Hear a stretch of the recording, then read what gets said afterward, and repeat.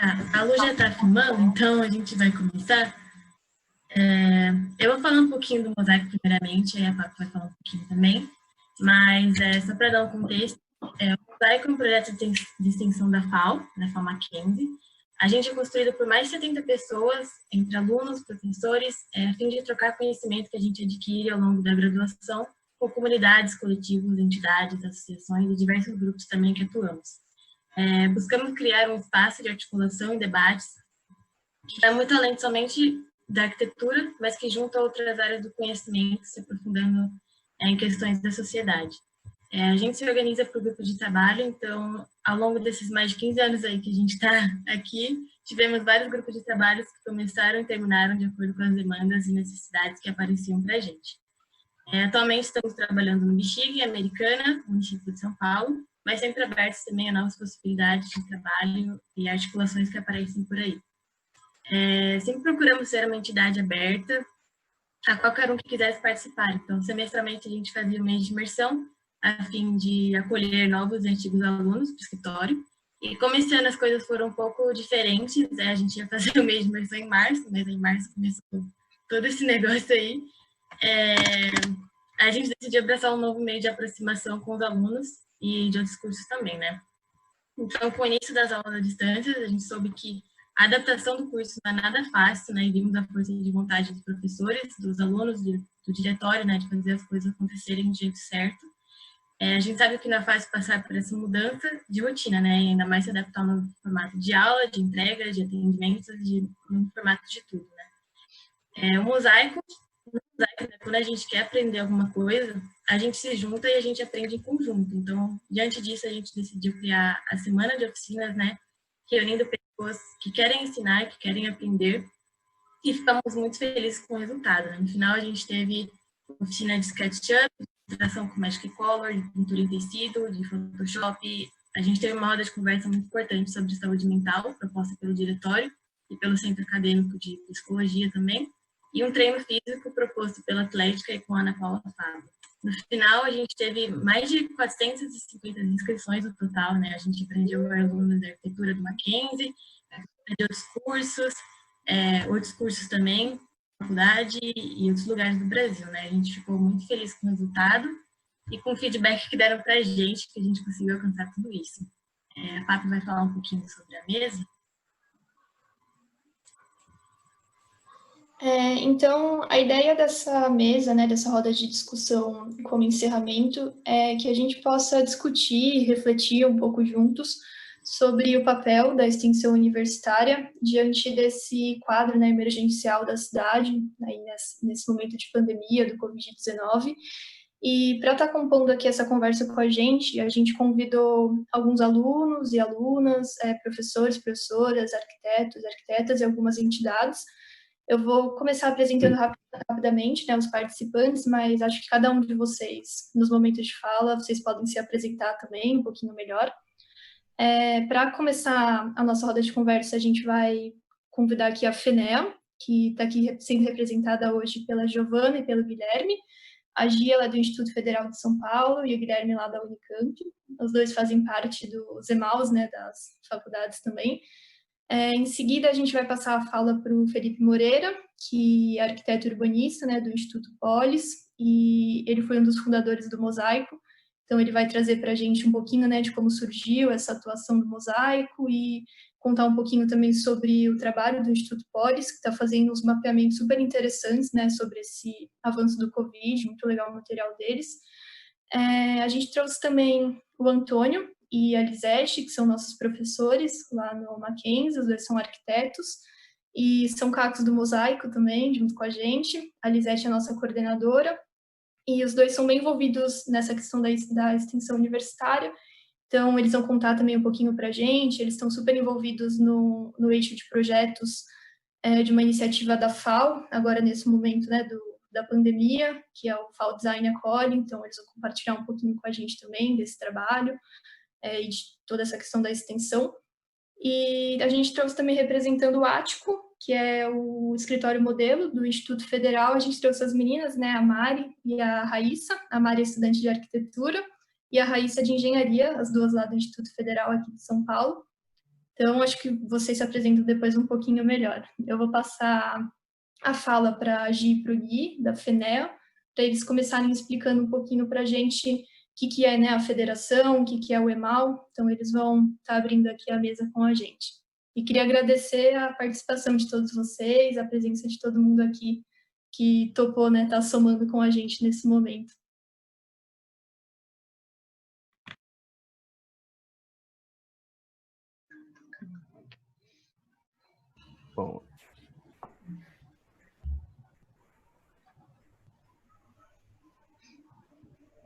Bom, acho que a Gi ligou o microfone também, né? Pode ser uma conversa mais tranquila, né? Sem um roteiro muito... Então, a FENEA, como muitos aqui já devem saber, né? Outros, não sei, relação de vocês com arquitetura, né? Não sei, o ambiente que a gente está aqui virtual, ele chama pessoas de muitos lugares diferentes, né? E às vezes foge a nossa bolha. Mas explicando rapidinho, é uma entidade, né, dos cursos de arquitetura, então seria a nossa representação máxima, né, de nível estudantil dos estudantes para arquitetura. Então a gente tem desde os centros acadêmicos, né, os diretórios, e a FENEA seria esse organismo, né, a nível nacional. E a ideia é organizar, né, os movimentos estudantis, né, da arquitetura de base e essa construção, né, para a gente pensar, né, desde as políticas públicas, né, relacionadas ao curso, né, a gente tem várias entidades de arquitetura, dialogar com elas, então, a gente tenta dentro da FENEA ter um diálogo com o CAU, IAB, né, a gente se divide em regionais, então aqui em São Paulo a gente tem as entidades dos arquitetos também, então como que a gente faz esse diálogo? A gente tem um diálogo bem forte com a associação de ensino, né, a BEA, então a gente tenta fazer essa ponte, né, mas todos os alunos de arquitetura, de certa forma, fazem parte da FENEA, e a gente está tentando também sempre expandir mais, porque são muitos cursos, né, em São Paulo a gente tem aqui no estado um número bem grande de cursos de arquitetura, então nem sempre eles têm um CA, né, então a gente tenta buscar expandir essa rede, explicar, né, a importância de ter um centro acadêmico, e dentro da DIEP, né, que é a Diretoria de Ensino, Pesquisa e Extensão, no qual eu e a Gi também estamos, um dos projetos que mais deu certo da FENEA, sim, são os EMAUs, né, então, como os alunos que optaram isso, né, para cada faculdade é uma forma diferente, então, mas os preceitos, né, que a gente tem de a autonomia estudantil, a horizontalidade, então, os processos participativos, pensar isso na arquitetura, essa produção, né, para quem realmente precisa, né, pensar a extensão, né, da universidade, que dentro do tripé ensino, pesquisa e extensão é sempre o mais deixado de canto. E agora a gente tem um momento, né, muito atípico do nosso cenário, que muitas das faculdades ou estão paralisadas ou estão nesse ensino à distância. A gente teve uma discussão bem forte na FENEA, né, agora mesmo, né, 2017, 2018, tipo, foi ontem praticamente, sobre a questão do ensino à distância, e isso está sendo retomado, né, a gente teve uma posição bem dura quanto ao EAD, e agora a gente tem que repensar isso durante essa lógica de pandemia, né, você tem diferentes situações das particulares, das públicas, né, da questão dos níveis, né, de acesso, desde da máquina, do computador, né, pessoal, até mesmo as questões de moradia de cada um, fora, isso pensando nos estudantes, né, e fora que do ensino da pesquisa e extensão, né, acho que a extensão, em muitos dos casos, foi um dos mais abalados nessa questão de, tipo, parar tudo. Então, como os escritórios modelos estão pensando, né, essa questão de, bom, tá ruim para todo mundo, para algumas pessoas tá muito pior, e como que a gente pode ajudar de alguma forma, né, não só parando todos os trabalhos. Então, a gente vê o urbanismo contra o corona, né, como esse movimento que a gente está se aproximando. Então, criando outras regionais, e aqui em São Paulo a gente está criando esse núcleo, né? Eu acho que o pessoal pode falar mais para frente melhor, né? A Raíssa também faz parte. Então, como que de diversas formas a gente pode ajudar isso? Acho que a gente quiser completar alguma coisa. Mas... eu acho que o Gui falou bastante do que eu gostaria de comentar, né? Mas eu acho que, tipo, voltando um pouco para caso alguém não conheça o que é o EMAL, assim, se alguém fora da nossa bolha esteja por aqui, assim, os EMAL são os escritórios de modelos de arquitetura e urbanismo, né? E aí a gente se organiza em equipes, né, de trabalho horizontal, a gente tem estudantes, professores, e aí acho que eu vejo como o principal trabalho do EMAL é democratizar esse acesso e o debate à arquitetura e urbanismo, que tem a ver com o direito à cidade. E então a gente vê o nosso papel como estudante junto com as comunidades organizadas, junto com o que está fora do meio acadêmico, que deveria estar cada vez mais dentro, como que a gente tem o nosso papel de transformação social, né? Que, tipo, às vezes a gente trata isso como se fosse algo que não fosse simplesmente a essência do que deveria ser, né? A gente deveria estar aqui para isso, né? E aí acho que o pessoal vai falar um pouco mais sobre as iniciativas que estão tomando e tudo mais, mas acho que no total é isso.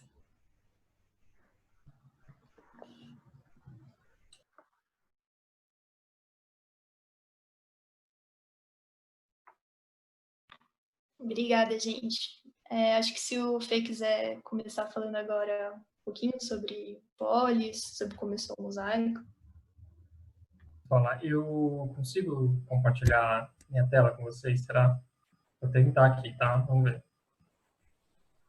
Ah, não posso. Diz que... Gabi, do lado do share Gabi. screen tem uma setinha para cima. Quem fez a sala? É você. Aí você aperta, aí fala que pode ser o múltiplo, coloca o segundo. Aí agora o Fê consegue. Foi agora.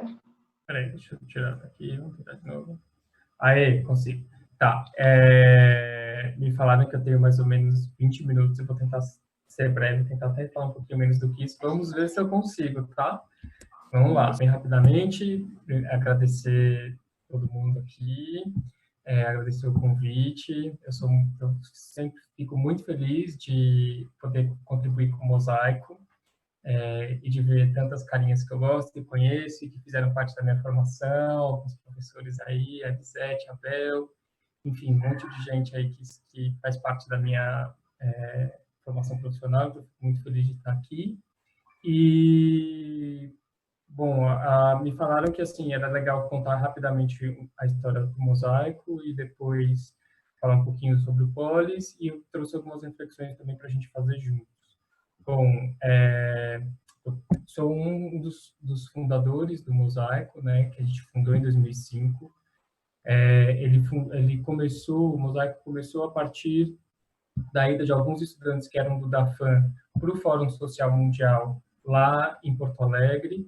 Lá eles conheceram lideranças de uma área em São José dos Campos chamada Vila Nova Tapetuba e que estavam precisando de uma assessoria técnica de arquitetura que mostrasse a viabilidade da área que eles ocupavam para fins de moradia, porque como era uma área estratégica ali de São José dos Campos, tinha muita pressão imobiliária para que eles saíssem de lá, e a ideia é que esse projeto se incorporasse ao processo de uso campeão coletivo. E aí, essas lideranças do DAFAM que estavam lá no Fórum Social Mundial vieram para o Mackenzie, muito inspirados na ideia da FENEA, né, do escritório modelo, e passaram por todas as salas, falando, olha, quem quer montar o escritório modelo, tal, não sei o quê. Era uma dessas pessoas que estava na sala, e falei, eu quero, vamos ver o que é isso. E aí, no final das contas, a gente acabou montando o escritório há 15 anos, com essa perspectiva. Um dos principais trabalhos que eu desenvolvi dentro do escritório modelo foi junto com a Lisete também, que é da Vila Itororó. Eu participei do Mosaico de 2005 a 2010, o projeto da Vila Itororó acabou em 2009, foi de 2006 a 2009, fazendo uma contextualização bem rapidinha. A Vila Itororó era uma vila no centro da cidade de São Paulo, em que se tinha uma série de moradores ali, eram mais ou menos 200 famílias, que eram uma vila tombada pelo patrimônio histórico. Esse casarão que vocês estão vendo era o casarão que tinha tombamento integral, ou seja, totalmente devia ser preservado na sua integralidade, mas nem todas as casas da vila tinham esse mesmo nível de tombamento. E a prefeitura vinha desde a década de 70 querendo transformar a vila num centro cultural. Em 2000, na década de 70 veio essa ideia inicial, passou-se um tempo, o projeto morreu, em 2005 retomou a ideia de construção desse centro cultural, e com o mesmo arquiteto, que é o Décio Tosi, que tinha feito o projeto na década de 70, foi recontratado para pensar esse projeto em 2005 e tal, e ele pressupunha a expulsão de todos os moradores. A nossa tarefa foi mostrar que era possível manter os moradores, não necessariamente nas casas, mas pelo menos na quadra da Vila Itororó. Tem um monte de especificidade que valeria a pena depois contar, mas eu vou passar bem rapidinho só para vocês verem algumas imagens assim, do que foi o nosso processo de trabalho. Então, essa era a vila, uma das casas da vila. Ela tinha uma das principais questões, eram esses grandes eixos e pátios que percorriam toda a Vila Itororó e gerava espaços de sociabilidade muitíssimos interessantes e que a gente gostaria de preservar. E a gente entrou em todas as casas, fez o levantamento de todas as condições de moradia, viu que tinha pessoas morando em condições muito diferentes. Tinha gente que morava super bem, como nessa foto aqui à direita, que a gente consegue ver uma iluminação, uma ventilação legal, e tinha gente que morava num único cômodo com várias pessoas, como nessas fotos aqui à esquerda. Então, a gente fez o levantamento de todas as condições de habitabilidade, viu quais eram as possibilidades. Esse era o projeto que o Décio Tosi tinha para a área. Vocês conseguem enxergar a setinha aqui, eu mostrando? Sim. Tá. A vila ficava, então, no miolo de quadra, aqui. O projeto pressupunha a demolição dessa área toda para a construção de novos prédios, que a gente consegue enxergar eles aqui, e um novo acesso para a Vila Itororó, fazendo, então, não só 3 acessos para a vila, mas 4, né, podendo ter acesso a todas as ruas. O que a gente fez foi pegar justamente esse eixo que se previa grandes equipamentos e produzir moradia e outros usos, mantendo essa ideia de um 4º eixo, mas mantendo a população pelo menos na mesma quadra, né?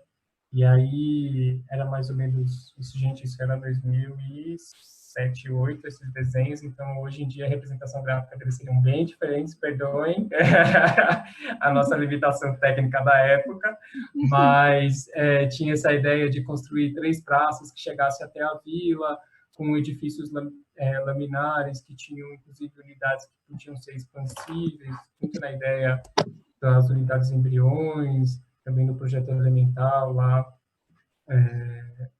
enfim, esqueci agora a referência, e com comércio no térreo, áreas de sociabilidade, centro das associações e tudo mais. A gente fez uma maquetinha, não sei se essa maquetinha continua aí no mosaico, mas, enfim, como seria justamente essa articulação. E foi um dos processos que eu mais aprendi, assim, e que eu levo para a vida como uma das experiências mais interessantes que eu tive, apesar de uma série de questões que aconteceram no meio do caminho. Bom, depois de sair do mosaico e do Mackenzie, eu comecei minha vida profissional e nunca abandonei essa perspectiva de trabalhar com a temática que o mosaico trabalha, né? Hoje, aí depois em 2015, eu entrei no mestrado para estudar os projetos de habitação lá em Heliópolis. Esse mestrado eu defendi em 2017, se vocês quiserem depois eu posso passar o link para vocês, se vocês tiverem interesse. Mas esse projeto do mestrado, ele também estava associado a uma proposta junto à UNAS, que é uma das principais associações lá de Heliópolis, que tinha conseguido um recurso para fazer o Minha Casa Minha Vida Entidades. E aí, eu e alguns amigos, a gente estava fazendo assessoria da UNAS, inclusive uma das pessoas que também assessorava e fazia esse projeto do Minha Casa Minha Vida Entidades com a UNAS é o Paulo Emílio, que é professor aí do Mackenzie também, então a gente fazia juntos esse projeto, e a gente não queria que fosse só um projeto que a gente entregasse, mas que também tivesse todo um processo de discussão sobre Heliópolis, sobre a cidade e tudo mais, e a gente ia todos os meses, lá uma vez por mês, fazer conversa com as lideranças do Movimento Sem Teto. Essas pessoas que estão aí fazem parte dessa liderança do Movimento Sem Teto, e aqui está a Cleide, que é a presidenta da UNAS hoje, né? Talvez vocês conheçam, porque teve um projeto da UNAS também junto com o Mosaico, né? Além disso, também durante o processo do mestrado, a gente criou um coletivo, que é o Labilage, que era um coletivo também de pessoas que estavam estudando temáticas de favela no mestrado ou no doutorado. Aqui foi uma ação que a gente fez junto com o Mosaico também lá na UNAS, junto ao CCA. Enfim. E aí agora já no Instituto Polis, a gente trabalha aqui também em parceria com o Mosaico sempre aí junto, no projeto Campos Elíseos Vivo, que Antônio e Lisete também fazem parte, em que, né, Lisete e eu, nós somos conselheiros de uma das quadras ali, que é uma área de ZEIS. Talvez todo mundo já saiba, mas, enfim, resumindo bastante a história, são áreas, são quadras que ficam no centro aqui, 22, tá? Posso continuar, gente? Pode. Pode. Tá. Bom, eu estava falando que eram quadras na região central de São Paulo, ocupadas tanto por pensões, hotéis, ocupação mesmo, de moradia, enfim, comércios, em que a prefeitura e o governo do estado prevêem uma grande ação ali,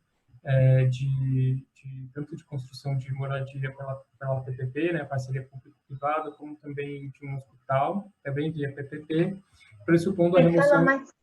Fala mais perto do microfone, por favor. Melhorou? Melhorou. Tá, qualquer coisa eu tiro o fone. Enfim, então são quadras em que a prefeitura e o governo do estado pretendem fazer um hospital e moradia por meio de parcerias público-privada e que pressupõem a remoção dessas famílias. E aí a gente começou a fazer assessoria junto com uma série de outras entidades, entre elas o Mosaico, mas agora, no contexto mesmo da pandemia, o que a gente tem feito no Instituto Polis para continuar a trajetória histórica do Polis, que é uma ONG que começou há mais ou menos 30 anos, no momento da redemocratização do Brasil, e que sempre esteve ligada à pauta urbana, né? Foi uma das entidades que surgiu junto a uma série de movimentos pela reforma urbana, que conseguiu a inclusão de 2 artigos na Constituição Federal que falam sobre a função social da propriedade. Então, a questão urbana e de direitos sempre esteve no DNA do Polis. E aí, nesse momento em que a gente está recluso dentro de casa, a gente entendeu que uma das melhores coisas que a gente podia fazer era munir as pessoas de informação territorializada sobre o que estava acontecendo ou o que está acontecendo. Nosso foco é na cidade de São Paulo, que é onde fica a sede da ONG, né? Então, a gente começou a fazer esse levantamento de dados com base nos boletins da Secretaria de Saúde, sobre onde estavam os casos diagnosticados de Covid, mas também onde estavam os óbitos e a correlação entre eles a partir dos distritos. A gente foi vendo como em determinadas áreas mais periféricas a situação é mais grave, né, em termos de ocorrência de óbitos e tudo mais, mas que isso não é uma surpresa nem nenhuma novidade, assim, porque na verdade faz parte de um projeto de estruturação da cidade de São Paulo, em que essas áreas são mais expostas mesmo a uma série de vulnerabilidades que inclusive, influenciam na saúde dessas pessoas, né? Entretanto, a gente também tem identificado que é muito importante a gente conseguir construir narrativas que não legitimem ações higienistas como a gente já teve no passado, né? Que para evitar uma pandemia se libera essas áreas limpas, essas áreas remove essas pessoas, destrói todo o patrimônio construído, cultural, social dessas áreas em nome de uma limpeza necessária em momentos de pandemia. Então, a gente tem, nesse momento, uma reflexão que a gente, inclusive, tem feito tanto nas postagens, isso aqui é o nosso Instagram, tanto em postagens, pensando como a pandemia está afetando a vida de catadores, de pessoas com crianças em casa, enfim, com uma série de coisas, mas também a gente tem feito algumas reflexões na mídia, seja aqui no site do Lab Cidade, junto com a Raquel Ronick, o pessoal do Lab Cidade, justamente falando sobre essa preocupação, né, de não criminalizar esses territórios, não culpabilizar, assim como aqui no Nexo também a gente fez esse texto que eu recomendo muito, feito por 3 mulheres negras lá do Instituto Polis, que são incríveis, vale muito a pena ler. Se quem tem direito a sonhar no futuro pós-pandemia no Brasil, que também faz essas reflexões. Mas, para além da situação da pandemia, a gente também continua assessorando as famílias ali da região do Campos Elíseos, e que, enfim, estavam passando por uma série de questões estruturantes ali, que foram agravadas no momento da pandemia, e na impossibilidade da gente estar junto ali, pressionando o poder público presencialmente, a gente identificou que fazer ações na mídia poderia ser uma estratégia também para conseguir incidir politicamente nas necessidades que a gente tinha ali naquele momento, que era que essas famílias foram removidas, não foi apresentada nenhuma alternativa de habitação adequada para elas, e elas receberam o auxílio moradia no valor de R$400. Só que desde janeiro elas estavam sem receber esse auxílio, e aí, para pressionar o poder público, a gente conseguiu tanto uma matéria na BBC, quanto esse artigo do Le Monde Diplomatique. Claro que não foi só isso, mas junto a outras ações que a gente fez e pressionou o Ministério Público e tal, a gente conseguiu que, de fato, voltasse os pagamentos dessas famílias nesse momento tão grave da pandemia. Além disso, o que a gente tem feito no Polis é a retomada da Escola da Cidadania. Estava previsto já que a gente retomasse essa Escola da Cidadania, que era, na verdade, uma escola ligada aos movimentos de moradia, para dialogar sobre os instrumentos urbanísticos e toda a legislação que a gente tinha disponível nessa luta sobre a reforma urbana. A Escola da Cidadania, nesse contexto agora, tem outra perspectiva, e no momento da pandemia, a maneira que a gente tem encontrado de botá-la em prática é por meio das lives que a gente tem feito toda quarta-feira, às 8 da noite. A gente teve na semana passada com a Juliana Borges, que foi incrível, e dessa semana com a Simi Lahá, que é uma pessoa incrível também, uma pessoa trans, não sei falar, gente, mas é da Associação Brasileira LGBT. Bom, e aí, nesse contexto todo, eu fiquei pensando um pouco qual é o nosso papel, assim, em relação não só ao que eu estou fazendo no Instituto Polis, mas não estou mais falando como Polis, estou falando como Felipe, qual é o nosso papel nesse contexto de pandemia, e que as coisas estão tão agravadas, estão tão evidentes para a gente, tanto essa estruturante desigualdade, né, que a gente vive no nosso cotidiano, como mesmo as bases da democracia, tudo parece estar naufragando, mas é importante que a gente naufrague também esse projeto de desigualdade que a gente vive. E aí eu fiquei pensando, né, no caso do João Pedro dessa semana, como foi muito, muito chocante, assim, para todos nós. Não é nenhuma novidade, mas foi muito chocante. E aí eu lembrei desse conto ou crônica, não sei exatamente como definir isso no campo da literatura, da Clarice Lispector, chamado O Mineirinho. Vocês já ouviram falar sobre esse conto, essa crônica? Bom, vou resumir. É uma crônica ou um conto que ela escreveu quando o Mineirinho foi assassinado pela polícia militar com 13 tiros. Ele era, segundo os da favela em que ele morava, ele era uma espécie de Robin Hood, né? Uma pessoa que roubava para distribuir as coisas para a comunidade, mas para toda a comunidade, para o restante da cidade, ele era visto como um grande bandido.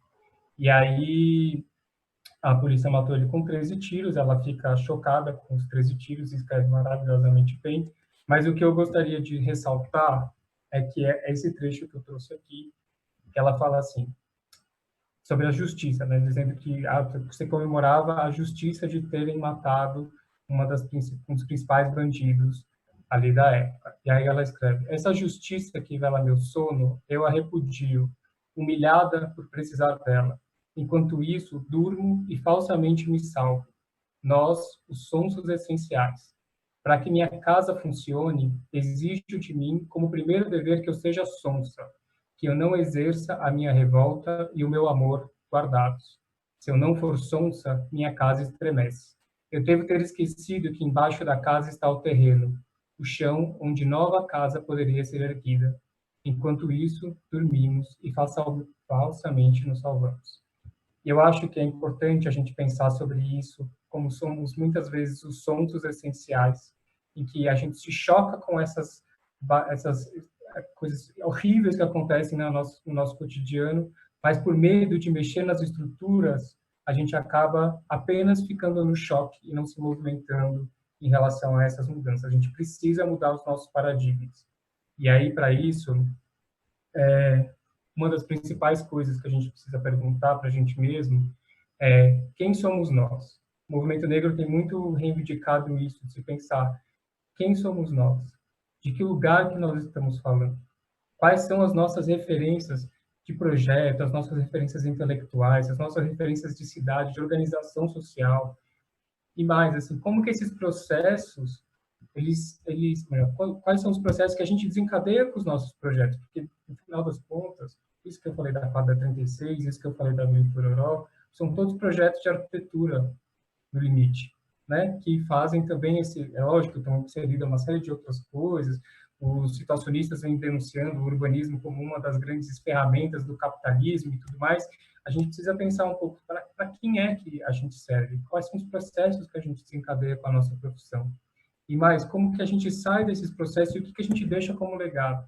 Não tenho nenhuma resposta em relação a isso, mas acho que são algumas perguntas que são importantes para a gente se fazer. E essa pergunta do quem somos, ela opera em duas escalas, tanto na individual quanto na institucional, coletiva, como da profissão. Quem somos nós? Qual é o nosso perfil? O que estamos fazendo? E aí, eu trouxe aqui já estou quase finalizando, eu trouxe aqui um trecho do livro Que é Empoderamento, da Joyce Bert, e eu tive uma anedota, eu tive o prazer de trabalhar com a Joyce antes de eu trabalhar no Instituto Polis. Ela era, não sei se vocês conhecem a Joyce, mas ela é uma mulher negra, tem 40 anos, mais um pouquinho, ela é arquiteta, e na época eu já era formado, eu era estagiária, com 4 filhos e tudo mais, para vocês verem as condições que as pessoas têm para se formar quando se é preto e pobre nesse país. E umas mulheres mais incríveis que eu já conheci e que tinha muito pouco espaço de fala no lugar em que a gente trabalhava. Enfim, ela conseguiu escrever esse livro, que é uma das grandes referências hoje, e que eu acho que vale a pena a gente pensar um pouco. Eles falam muito em empoderamento, e eu acho que empoderamento tem muito a ver também com escritórios modelos. E o que basicamente ela vai falar no livro, esses 3 primeiros pontos são falas minhas depois que eu li, meio que uma anotação assim, do livro, que o que é empoderamento não significa subverter quem detém o monopólio e o poder, mas sim compartilhar e equalizar o acesso a esse poder. O segundo é que o empoderamento ele não é um fenômeno individual só, embora ele precise acontecer individualmente, mas ele é também um processo coletivo, né? E que o empoderamento não é assim, vamos empoderar esses moradores. Não se trata de passar o bastão, mas de criar condições, de fato, de compartilhamento em que todo mundo sai mais fortalecido e autônomo desses processos e desses projetos. Eu acho que essa é uma reflexão muito importante para se pensar quando se fala de extensão universitária.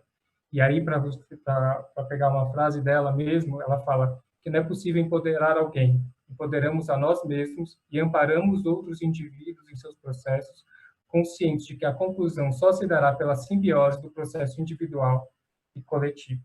E eu fiz questão de trazer a Joyce aqui, não só pelo fato dela estar dizendo sobre empoderamento e tudo mais, mas porque eu acho que é importante a gente trazer, mudar os nossos paradigmas e nossas referências, inclusive olhando para a produção extensa que a população, sobretudo a população negra, a população indígena tem feito.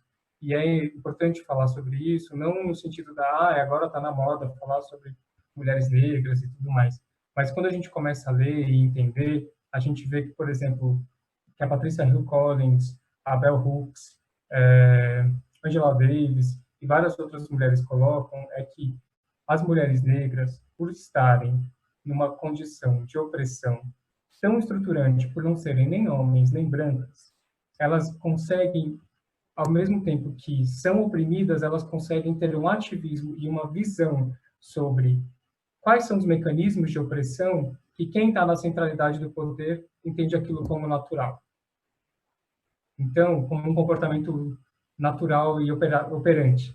Quem está na base ali, sofrendo essas opressões, identifica os mecanismos e consegue propor alternativas. Portanto, essa sobreposição de opressões gera também, quer dizer, não é sobreposição, mas esse conjunto de opressões gera também uma certa localização privilegiada de luta contra esses mecanismos. E por isso que é tão importante sentar, ouvir, pensar e mudar as nossas referências a partir dessas pessoas em específico que têm muito a contribuir para um futuro que a gente quer construir de fato diferente. Era isso que eu tinha para falar. Como que eu saio? Tá. Agora a gente vai abrir para o Antônio, para a Lisete falar um pouquinho, abertamente também, sobre os projetos que a Falta está pensando e criando nesse momento. Se você quiser falar. Quem começa? Pode começar, Lisete, por favor. É isso aí, a gente vai falando meio junto, né? A Bel também. Eu fiquei muito feliz com a tua apresentação, com os meninos do FENEA, né? A Raíssa e o Guilherme, com a apresentação do Fê, porque a gente está falando de uma coisa que nos interessa muito, né? Que é a construção de processos em que a gente descobre o lugar da gente no mundo, né? Eu acho que é disso um pouco que a gente está falando. E não é fácil, né, descobrir, porque a gente precisa juntar um pouco essa condição, né, que o Fê apontou nos textos, que é a individual e a coletiva, né? E isso é muito bonito de fazer, né? Porque a gente não pode disfarçar, fazer de conta que pelo mundo coletivo a gente individualmente se dispõe, né? As duas coisas precisam estar acontecendo juntas, né?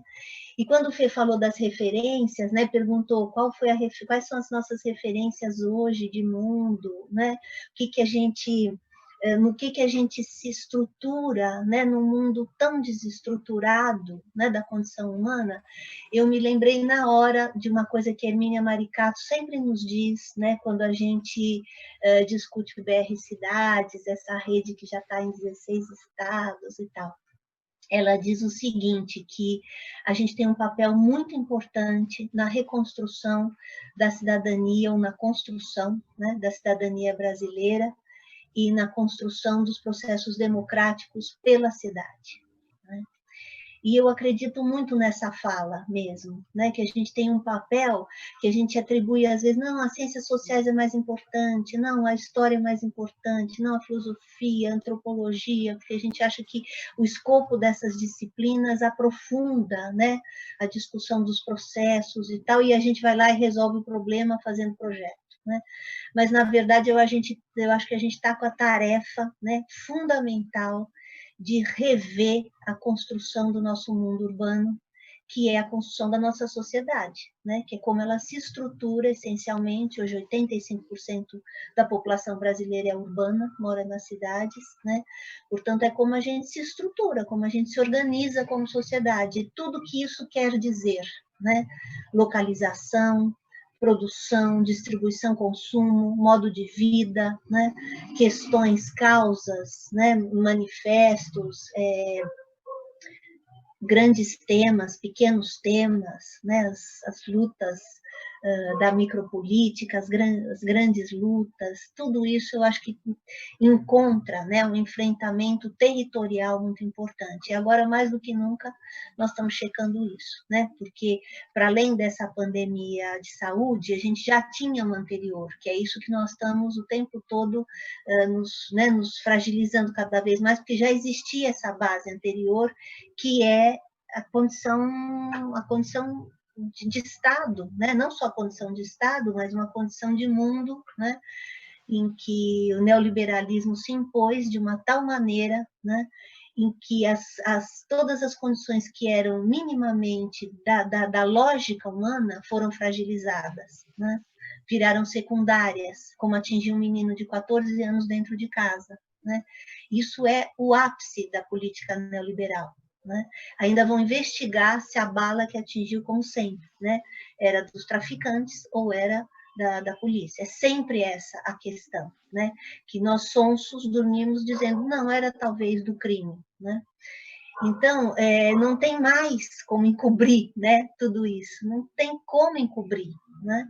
E eu acho que a nossa tarefa está cada vez mais posta, né, no sentido de a gente assumir a linha de frente.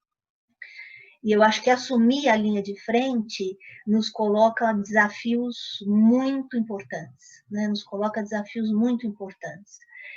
Assumir a linha de frente é assumir que a gente constrói pelos nossos projetos processos de gentrificação, é assumir que os projetos muitas vezes são instrumentos de dominação, e o contrário disso que vocês falaram anteriormente, né, do fortalecimento das entidades, do fortalecimento das pessoas, do empoderamento, o projeto muitas vezes, né, representa uma estrutura de destruição de coisas, né, de lógicas anteriores que ele se impõe.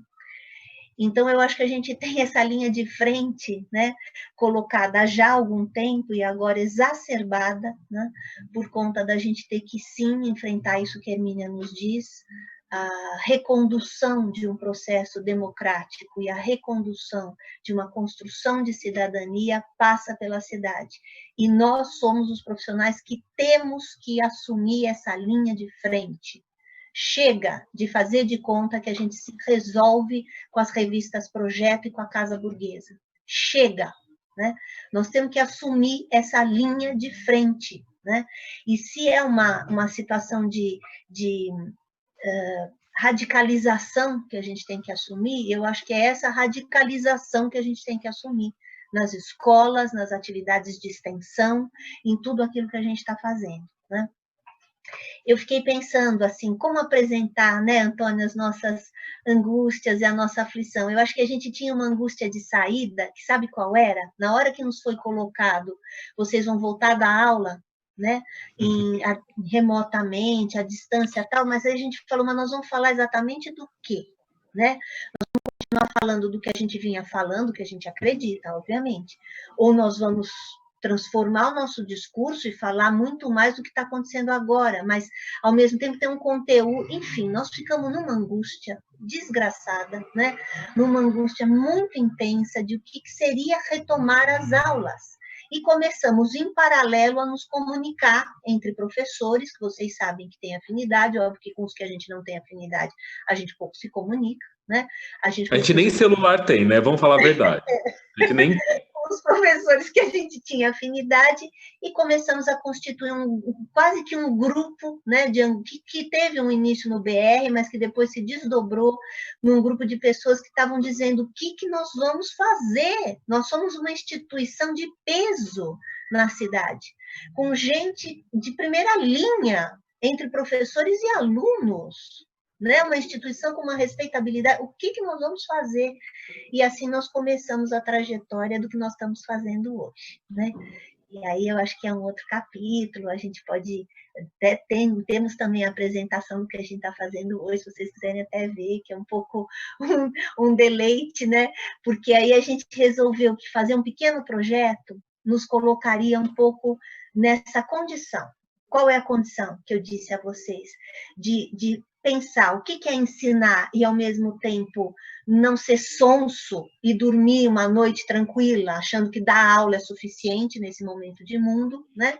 E, ao mesmo tempo, nos colocar na linha de frente com quem está na linha de frente. E quem está na linha de frente hoje são os movimentos sociais. Os movimentos sociais estão na linha de frente. E a gente achou que era através desse vínculo que a gente podia construir as hipóteses que a gente está construindo. Mas agora eu vou parar um pouco, né, para os colegas também falarem, Antônio e Bel, e aí depois a gente vai alternando aí as falas. Eu queria só falar algumas coisas antes, porque quando veio o convite, eu fiquei lendo o tema, né? É bom ler exatamente o tema do que vocês pretenderam fazer. Então, a extensão universitária e o quadro emergencial na cidade. Aí, eu peguei muito rapidamente pequenos dados do que significaria não a ideia de extensão, mas a ideia de universidade, só para a gente entender muito rapidamente, e outros dados do que significa nesse momento cidade. Cidade, os dados de hoje. No Brasil temos, eu arredondei tudo para baixo, tá? Mas no Brasil temos 320 mil confirmados de Covid, 20.500 mortos. Só no estado de São Paulo, 70 mil confirmados, 5.300. Ontem a gente teve uma conversa num grupo que a gente está, também num desses enormes desdobramentos que a gente, de angústia, nossa, também, de um projeto de pesquisa, em que uma médica que está na saúde pública, ela comentou que eles estão prevendo que em São Paulo vai se chegar a 10 mil mortes até o final do mês. Isso significa que em uma semana vai morrer 5 mil pessoas. Todos esses dados são oficiais. A gente já fala que esses dados oficiais são de 7 a 10 vezes, etc. e tal, não vamos nem falar dos piores. Os outros dados que também poderiam ser muito bons, que, por exemplo, o MEC fala que só no Brasil a gente tem 650 a 780 escolas de arquitetura. Por que tem essa oscilação? Porque tem escolas, na verdade, que não finalizaram, então elas estão no processo da contagem, mas elas não formaram turma ainda. Então é por isso que tem essa oscilação de mais de 100 escolas de diferença. Só no estado de São Paulo a gente está falando de metade disso, das faculdades. Dentro do estado de São Paulo, a maioria dessa metade, ela está próximo da capital. Só para a gente começar a chegar um pouco a entender. Eu entrei no site do FENEMAL, que eu nunca tinha entrado, achei ótimo. Porque lá está falando, eu fiquei contando numa tabela, tem 31 universidades no Brasil que têm o interesse de fazer um escritório modelo. Porque eu não contei, não fez a diferença. Tem uns que têm o escritório, tem uns que têm interesse. A maioria que eu li é interesse. Ou seja, mais da metade de 31, vamos contar 16, é mentira, é mais. Tem interesse, então a gente tem em torno de 15, de 780. Lógico que a extensão universitária, o EMAL, é um braço possível da extensão universitária, mas aí para a gente entender um pouco dos tamanhos. Aí, fiquei vendo e falei assim, tá, mas aí qual é o tamanho do que significa universidade? A gente pode discutir um monte de coisa, o que significa aprendizagem. Eu falei assim, então vamos ver o que significa com as pessoas que nós estamos falando, porque a gente está falando com um monte de profissional que está o tempo inteiro ebulindo, não achei essa informação de quantos profissionais a gente tem por ano. Também procurei rápido. Aí o CAL tem a informação óbvia. 85% das construções são sem profissionais. Aquele dado clássico. E quando ele fala do CAL, ainda é uma coisa que é junto com o CREA, então 15% é arquiteto e engenheiro. Ou seja, como tem uma quantidade maior de engenheiro, a gente imagina que a gente está falando que em torno de 5% da população, de alguma forma, dialoga com o arquiteto. Aí, eu entendo, na mesma pesquisa CAL, uma coisa que eu nunca tinha visto, que eu nunca tinha me atentado, mas 54% dos arquitetos, eles são de São Paulo. Desculpa, do Sudeste. E desses 54, metade são do Estado. E aí que eu adorei essa parte. Como trabalham? 35% dos arquitetos trabalham com concepção de projeto, 15% com obra, 15% com interiores, tem outras coisas, mas outros é 12%. O que eu acho uma loucura é porque a assistência técnica está em 12%. Ou seja, o próprio CAL não acredita que assistência técnica é projeto. Nem concepção e nem obra. Aí, com isso, porque a gente não está, a assistência técnica não está no 35%. Ela está no 12%. Então, aí a gente começa a entender o que a gente tem que dialogar. Porque a gente tem um mundo que, de fato, ele sempre muda, todos os dias. Tem a gente que o tempo inteiro, a gente sabe disso, que a gente está vivendo a lástima do inferno cotidianamente, né? Só que tem sempre algumas inflexões no mundo que fazem com que esse mundo mude mais pesadamente, porque talvez mude para mais gente. Essa é uma inflexão, de fato, né? A inflexão de que as áreas do conhecimento, elas não vão conseguir sustentar sozinhas. A Lisete comentou no processo da gente tomar para a gente, né? Mas a gente tem que entender que, no final das contas, todas as áreas do conhecimento, elas têm que tomar para a gente, para as suas áreas de conhecimento, para mudar esse mundo. Senão não vai dar certo. A gente não consegue mudar o mundo inteiro sozinhos, mas a gente tem que entender que a gente tem que ter um processo de uma rede. Eu acho que a questão, acho que de diálogo que a gente tem, é que os trabalhos de extensão, eles têm um pouco dessa relação. A gente sempre fala da transdisciplinaridade, porque acredita-se já nesse pressuposto que é o óbvio. Não dá conta. Os médicos não vão dar conta, não sei o que, não vai dar conta separadamente, vai todo mundo ter que fazer tudo junto. Essa é a primeira coisa. A grande questão é como juntar gente que não quer estar junto. Porque o nosso mundo é esse, ele é cruel e não quer estar junto, no final das contas. E aí, a gente também começa a perceber que a gente tem, aí eu acho que entrando no assunto do que a Lisete ficou anunciando, porque a gente tem uma escola, uma dessas 780, então o que a gente tem contato é com uma, né? Que tem em torno de 3.000 pessoas nessa escola, contando aluno de arquitetura, aluno de design, aluno da pós-graduação, e professores, a gente está falando de em torno de 3.000 pessoas. 3.000 pessoas. Porque 2.300 de aluno, faz a conta, dá quase 3. Ou seja, então a gente tem 3.000 cabeças pensantes, né, que poderiam de fato mudar o mundo. Tem uma frase do Saramago que é linda, eu não lembro exatamente, mas no livro que ele fala que o que seria de uma cidade de 1 milhão de pessoas se a gente imaginasse que esse 1 milhão de corpos seria 1 milhão de cérebros, no sentido de 1 milhão, não é exatamente essa frase, lógico que ele fala sempre muito mais bonita, que eu não lembro ela, mas é que o que seriam de 1 milhão, de 100 mil, 1 milhão de pessoas pensando. A gente, por princípio, está num lugar que o pressuposto é esse, é pensar. Então, eu acho que o mínimo que a gente poderia imaginar é que a quantidade de plotagem que a gente faz, que é infindável, que a gente enormemente acha caro e acha mesmo, está correto achar, elas tinham que ter um propósito. É lógico que o propósito nem sempre ele é o concibo, porque o propósito poderia ser do ensino, e já é mais que o suficiente, uma maravilha. A maioria não aprende nada. Não é essa a questão. A questão é outra. A questão é o que a gente pode, enquanto um entendimento de mundo, enquanto um ser no mundo pensante, pode utilizar isso para melhorar a vida do outro. E quando eu falo outro, eu falo um outro que somos nós mesmos, que é também reconhecer que o outro também somos nós, né? Porque também parece, quando a gente fala, eu acho uma loucura quando a gente vai fazer alguns trabalhos, fala assim, não, porque eles... Até em Projeto 7 fala isso. Não, porque o povo lá do Brás, o povo lá... Parece que é um ser sabe? Objetificado, e que de alguma forma a gente pode manejar como se fosse um armário. Olha, eu ponho para lá, agora eu ponho para cá, vai ficar muito melhor. Eu faço isso na minha casa, fico mudando cama de lugar, porque eu acho que fica melhor. Com gente não dá para a gente fazer isso. Então, acho que a academia também tem que entender que os objetos de pesquisa, eles de fato também são seres atuantes no mundo. E eu acho que o processo, talvez, de extensão entende com pesadamente porque os seres que nós dialogamos são os seres que estão na linha de frente, no final das contas.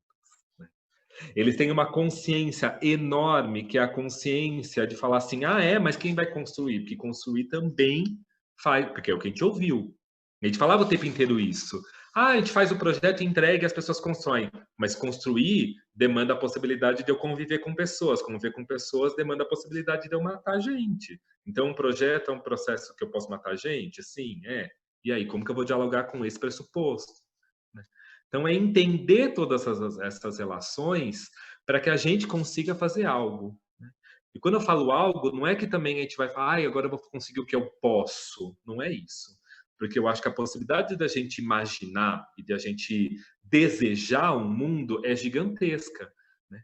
E se uma pessoa fizer isso, a outra, a gente tem 1 milhão de mini desejos, que a gente pode acreditar nessa escala, a gente está falando de um desejo coletivo, que é uma possibilidade que é o que a gente gostaria, que é o entendimento que todas as questões elas têm que gerar um processo de conscientização, inclusive nosso, porque a gente fala sempre que também é um clássico, né?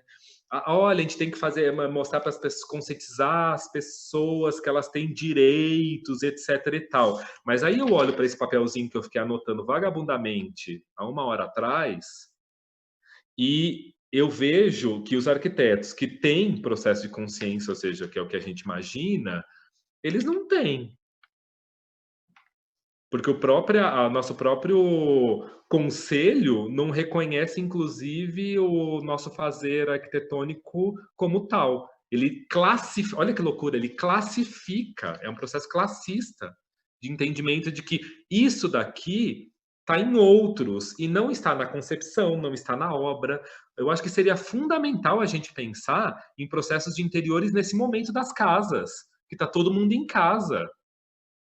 Seria a melhor coisa do mundo de começar a abrir janela, fazer mobiliário para que as pessoas consigam conviver melhor. Eu, na minha casa, que é enorme, tenho dificuldade para conseguir fazer Zoom, aí vem a Marina, me corta a cabeça, não sei o quê. É o tempo inteiro assim. Então, tá todo mundo, na verdade, nessas questões. Né? Então, eu acho que se o nosso próprio grupo não entende, na verdade, os nossos pressupostos, a gente tem que começar a rever um pouco dessas questões.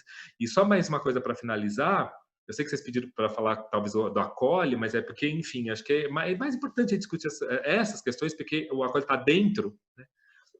É entender que a faculdade ela tem que compreender que pensar o projeto dessa maneira não pode ser mais uma alternativa ou uma alternativa de 5% que depois eu faço outras questões, né?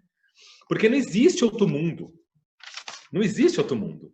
Não existe a possibilidade da gente pensar outra relação de projeto, né? Se a gente for pensar numa ideia de produção, até também tinha anotado aqui, a gente poderia falar que existe um processo de uma produção doméstica, que são esses 85% que simplesmente a gente ignora, a gente não está dialogando. A gente tem uma produção de encomenda, que é das grandes casas que a Lisete comentou. A gente tem uma produção estatal das grandes infraestruturas, que, enfim, não preciso comentar que, dependendo do estado, a gente simplesmente acabou. Existe um entendimento que aí é um processo, talvez, de mercado, né? Vamos dizer no sentido mais da de arquitetura de mercado. E a gente tem uma estrutura de curso e de entendimento de postura de que a gente tem que fazer o diálogo com a porcentagem da encomenda do mercado e não a com os 85%. Eu não consigo compreender. Simples assim. Eu acho que teria que ser ao contrário, teria que ter uma disciplina optativa falando vamos aprender a fazer edifício na Berrine. Até porque não cabe mais edifício na Berrine, inclusive, vai ter que quebrar um edifício. É uma loucura isso. Então, eu acho que todas essas questões acho que são pautas fundamentais para que a gente tenha um propósito. Porque se a gente não tiver esse propósito, a gente só vai ser um corpo. E aí a gente percebeu que esse corpo facilmente é eliminado. Essa é a grande questão. É só ter um vírus, que na verdade é uma condicionante que também a gente pode discutir de onde surgem esses vírus, que também é de um processo de produção enorme, da quantidade de repente surge, não sei da onde, sabe, de 36 mil galinhas com um monte de não sei o que, aí surge a pulga que não sei o que come a gente. Então, a gente também entende que na verdade somos responsáveis pelos vírus, não é um processo.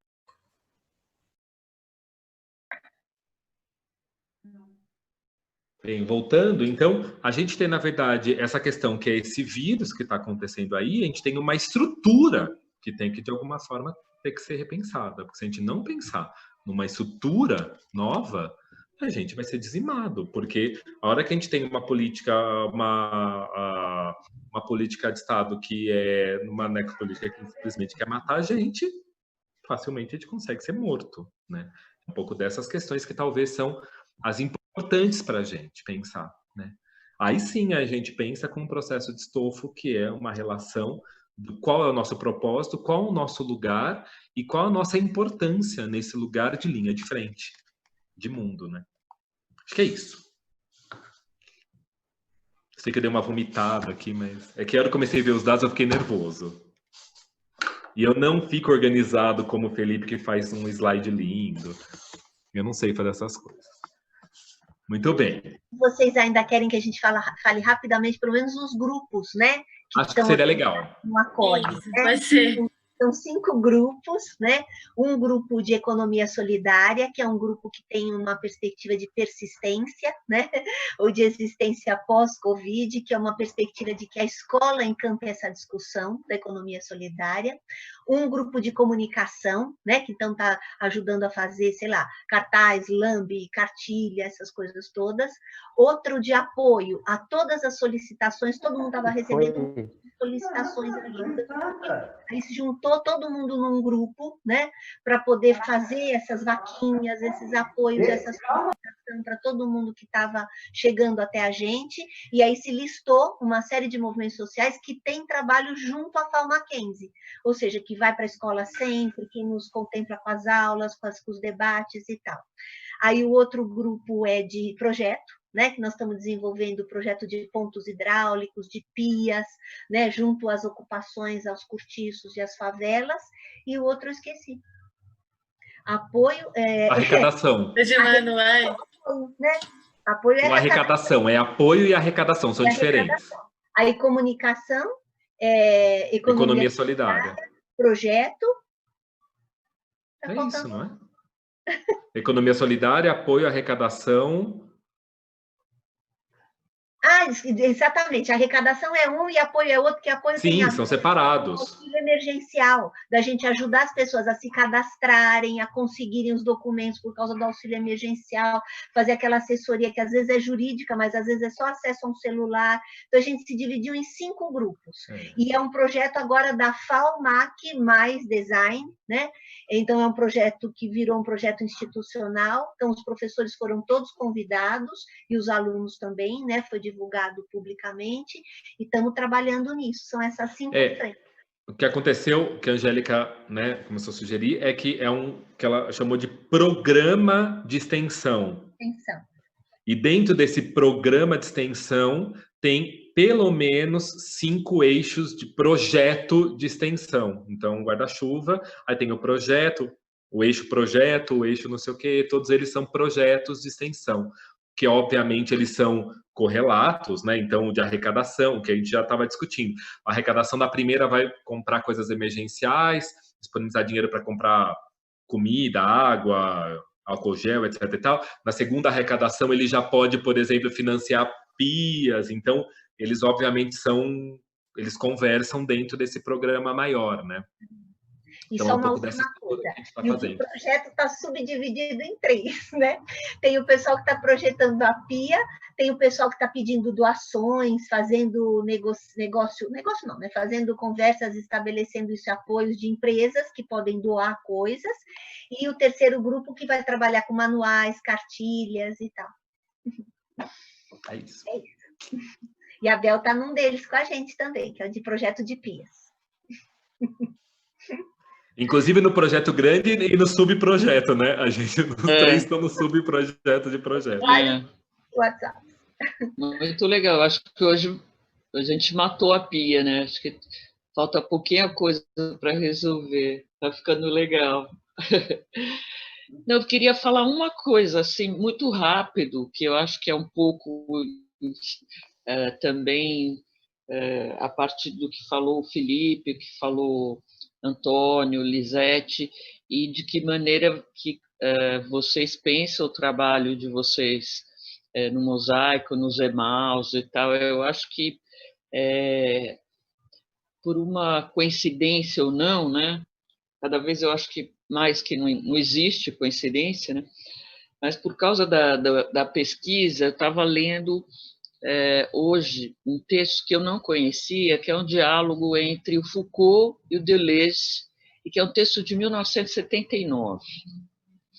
E que a questão é o seguinte, eles vão dizer, não existe mais a possibilidade de você pensar uma coisa que é totalizadora, que tem uma resposta única.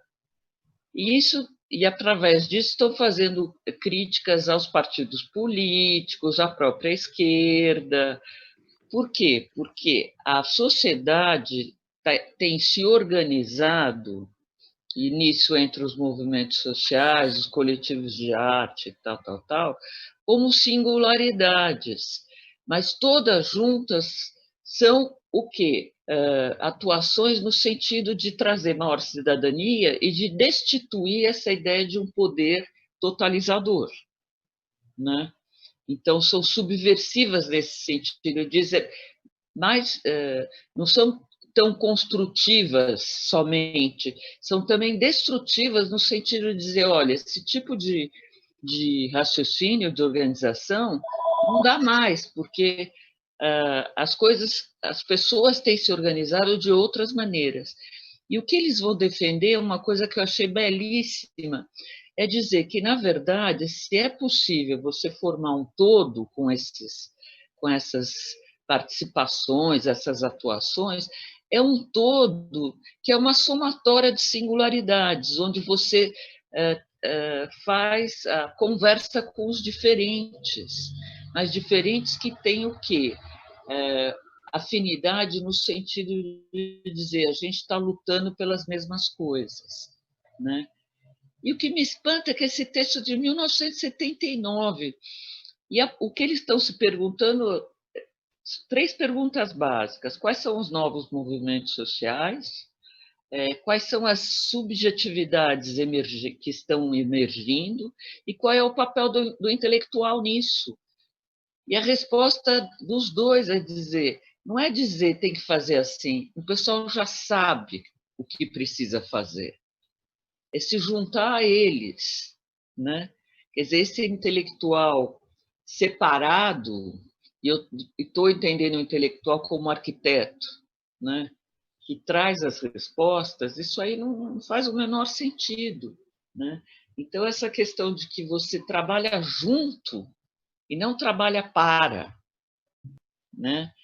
Então, achei fantástico, que é isso que a gente está discutindo aqui hoje, né? Esses trabalhos e essa grande afinidade que a gente tem, né? E que, independente de grandes ideologias políticas e partidos políticos, sem dizer que a gente está na direita, né? Não vou entender desse jeito. Mas é de uma atualidade essa conversa entre eles, é um diálogo, né? Um conversando com o outro, e que é uma questão que a gente tem se perguntado já há algum tempo, e colocado como possibilidade de repensar esse trabalho do arquiteto, que sempre é tão assertivo, tão positivista, tão impositivo também, né?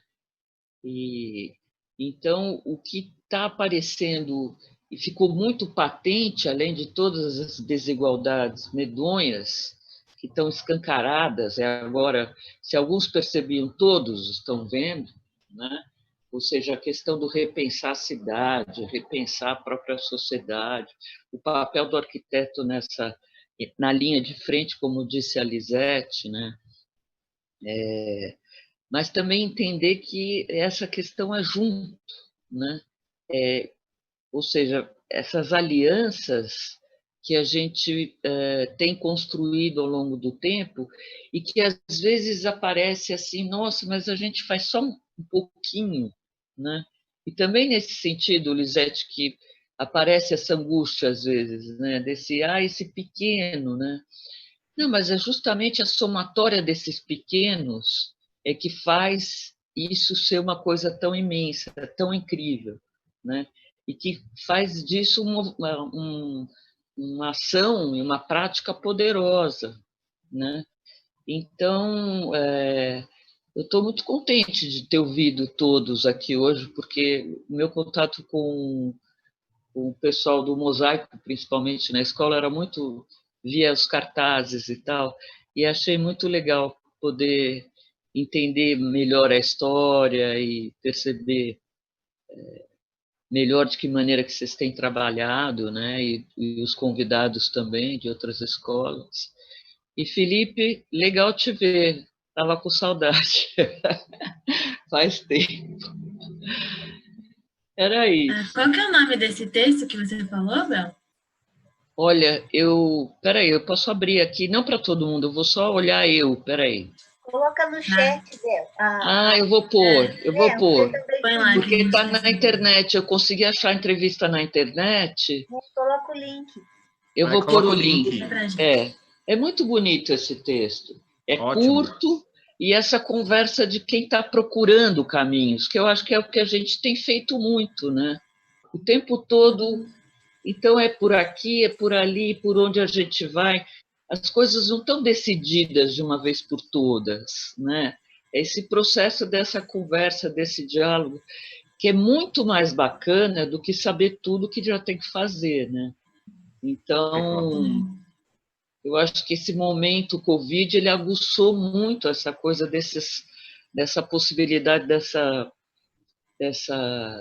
ideia de que o dialogar com o outro é uma grande questão, né? É uma grande questão. Porque, às vezes, na escola a gente faz isso de uma maneira tão rápida e agora está sendo um pouco mais lento. Eu estou achando, por esse lado, bem interessante.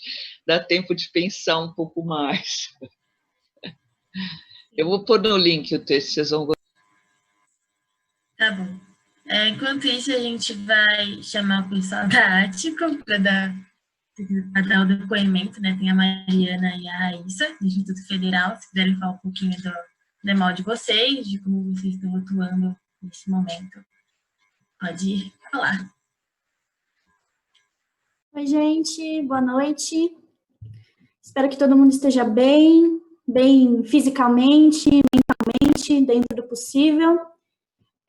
Bom, eu sou estudante de arquitetura, estou aqui junto com a Raíssa, daqui a pouco ela se apresenta também. A gente vai tentar não se alongar muito, até porque o debate com certeza vai ser muito rico, né? A gente tem aqui professores que estão podendo compartilhar informações incríveis com a gente e fomentar um debate muito bom. Estou vendo também, estou reconhecendo nominhos de gente aqui, não só da Regional São Paulo, né, da FENEA, mas de outras regionais também, estudantes de arquitetura aí do Brasil, que estão na luta, na resistência. Então, vamos lá. Bom, eu quero agradecer, né, antes de mais nada, rapidinho, ao Mosaico pelo convite. O Mosaico aí é um EMALC muito parceiro nosso. A gente tem trocado muito conhecimento, muitas crises, né, durante aí essa vida aí dentro do movimento estudantil, né, do papel dentro da extensão universitária. Então, Mosaico, obrigada pelo convite. Bom, a Ático, né, ela é um projeto de extensão do Instituto Federal de São Paulo, Campus São Paulo. Ele começou assim em meados de 2015, 2016, e foi se estruturando a partir dos anos, e inclusive agora passa por uma nova reestruturação, né, que a gente aí está fazendo parte.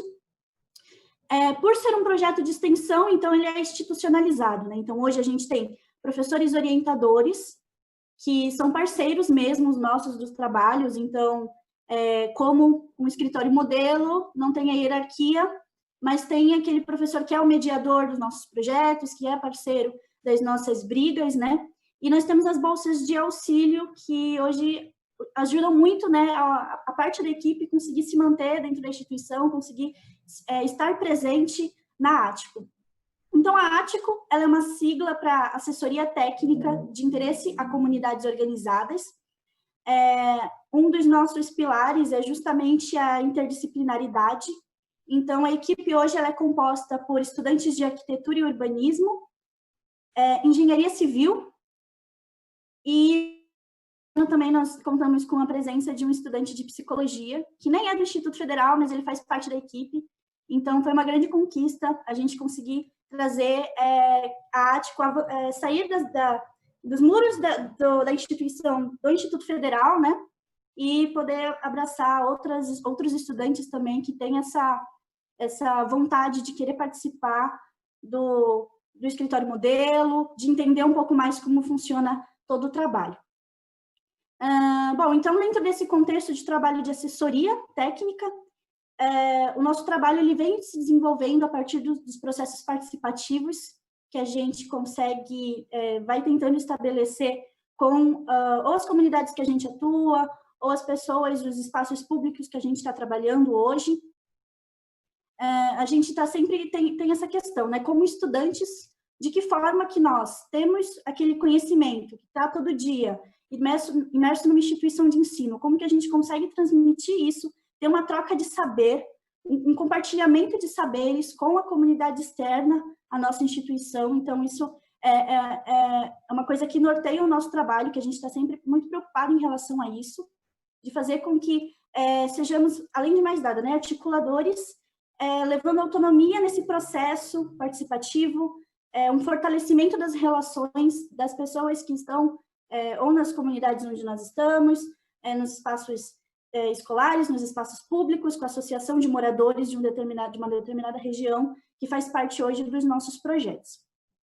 Então, a Ático, ela entende que os projetos que são realizados, eles vão além da esfera da construção civil, que permeia grande parte dos membros que estão presentes, mas vai o processo educativo, vai esse processo participativo, vão relações de desenvolvimento humano muito além, né, da esfera da arquitetura, do urbanismo, da construção civil. Bom, a gente então passa hoje por um processo de reestruturação, não vou me alongar muito em relação a isso, mas a gente está com um processo de desenvolvimento de um estatuto que tem fortalecido muito nossa atuação. E, como estudantes, a gente entende que o projeto de extensão ele é vinculado ao ensino que a gente já tem durante a faculdade. Então, ter um estatuto, ter um documento que reafirme as nossas propostas, faz com que esse projeto continue se desenvolvendo a partir dos anos e que novos estudantes possam prosseguir com as ideias que já foram criadas e ir transformando isso para coisas cada vez melhores.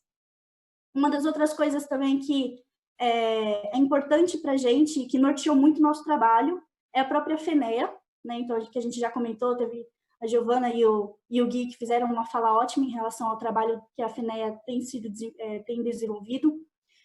E o POEMA, que é o projeto de orientação ao escritório modelo de arquitetura, é um documento importante da FENEA que estrutura o trabalho de um escritório modelo, né? A Ático, ela não se considera um EMAU, propriamente dito, né? Como escritório modelo de arquitetura e urbanismo, pelos membros que compõem a equipe. Então, nós somos um escritório modelo de cursos e de pessoas que querem somar a nossa luta, aos nossos projetos.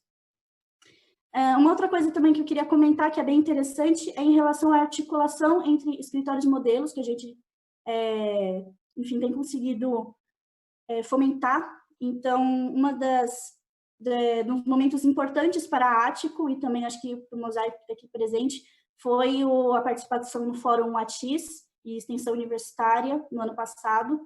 Foi, inclusive, sediado na própria Mackenzie, né? Então, a gente teve a oportunidade de ter uma troca incrível com vários projetos de São Paulo e da região metropolitana, pôde fazer parte de oficinas e conhecer outros estudantes que também estão engajados na luta e em todas essas questões do processo e do que o arquiteto pode fazer para uma cidade. e também como estudante, né, já que a gente também está falando exatamente da questão do movimento estudantil. Além disso, a ATICO ela também teve a possibilidade de participar de alguns encontros.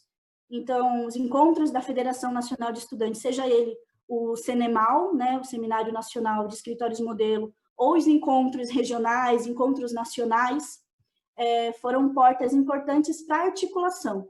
Né? Eu ressalto muito essa questão porque a ATICO ela entende que a comunicação é fundamental. Então, para o fortalecimento do escritório modelo, a gente precisa estar junto.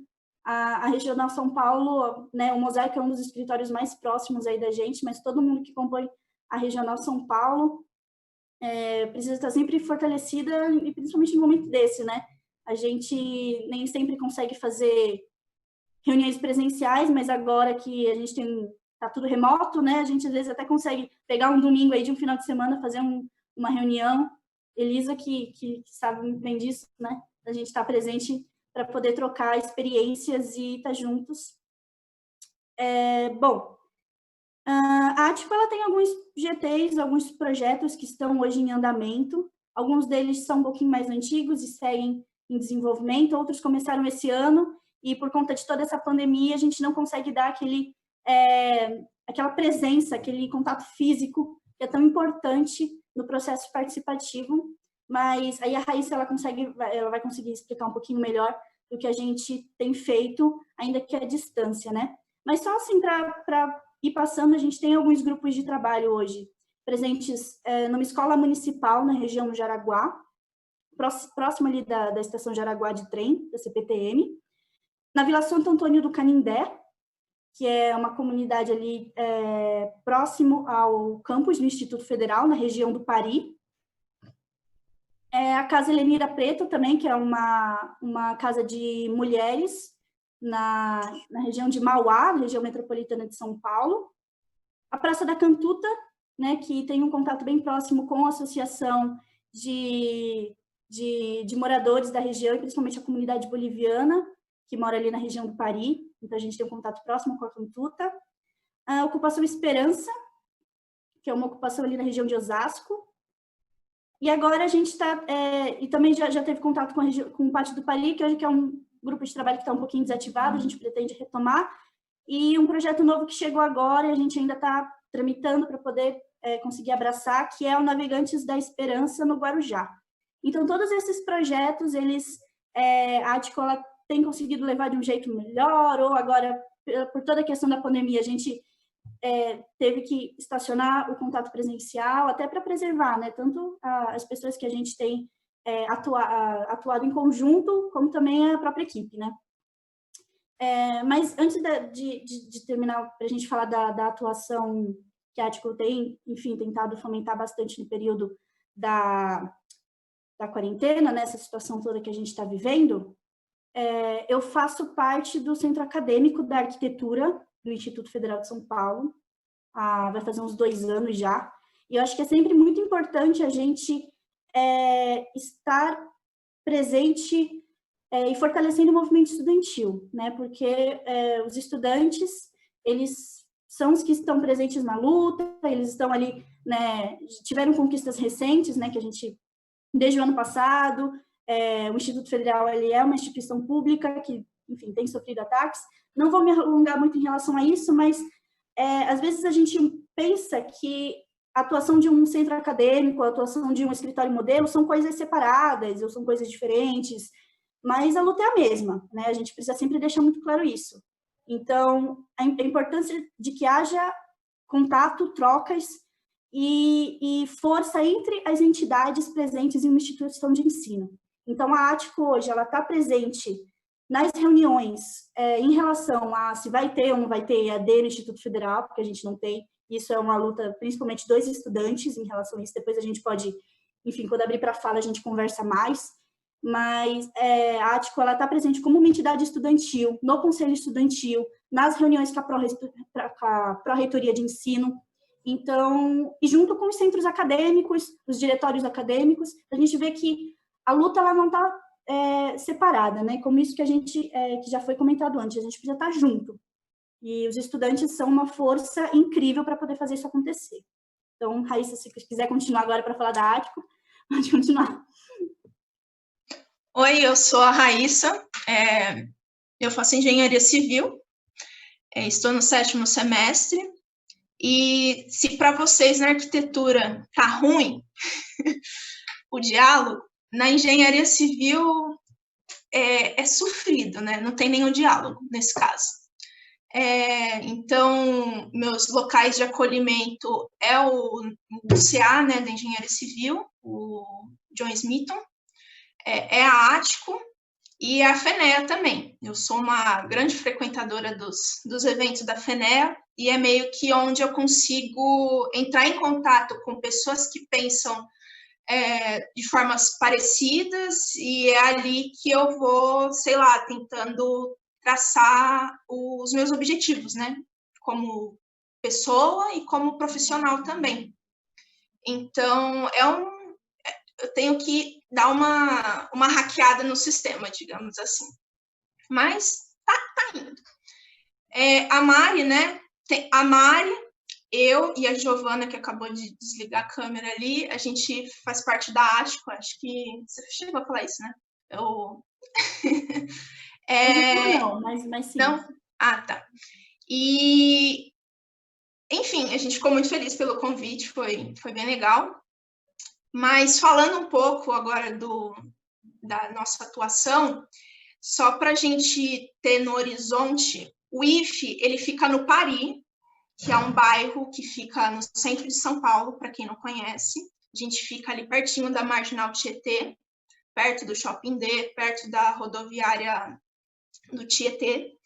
E a gente é um instituto federal, a gente é uma universidade federal, é a única na capital, entendeu? Então, é muito importante, é a única com escritório modelo, né? Com curso de engenharia civil, com arquitetura ali na capital, na região central. E recentemente, esse mês, saiu um dado da Secretaria Municipal de Habitação que Paris está entre os 3 maiores números de mortos para 100 mil habitantes. E, enfim, com esse dado, um instituto ali, uma universidade federal pública, né, no centro, a gente, sendo uma extensão universitária, sendo um EMAL, a gente precisava fazer alguma coisa, atuar de alguma forma, e principalmente porque ali naquela região tem muito cortiço, o Brás fica ali próximo, praticamente nem sei qual que é a diferença do Brás para o Pari, para mim é a mesma coisa, então o comércio tem muitas pessoas, a gente tem dois grupos de trabalhos, 2 atuações na região, que é na Vila Santo Antônio e na Praça da Cantuta, então a gente precisava de alguma forma atuar ali. Daí a gente viu essa necessidade na Ático, né? Eu sou do GT da Vila Santo Antônio, que fica, sei lá, 500 metros, a gente vai andando do Instituto Federal, dá o almoço, a gente no almoço vai lá e, enfim, trabalha um pouco. E a primeira coisa era ver como o pessoal estava, que é uma vila com mais ou menos 140 famílias, como eles estavam e se precisava de alguma coisa. A gente tentou entrar em contato com o presidente da associação, Valdemir, só que a gente não conseguiu. Depois eu fiquei sabendo que ele ficou doente, não sei se foi por corona, mas ele ficou doente, então a gente meio que entrou em contato com o Quecão, que é um dos moradores, que a gente já fez projeto com ele, da reforma da casa, readequação e tudo mais, e ele meio que é a nossa fonte de lá, né? A pessoa que a nossa comunicação.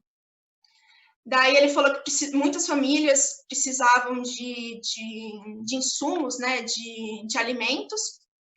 Daí a gente ficou, como a gente faz isso?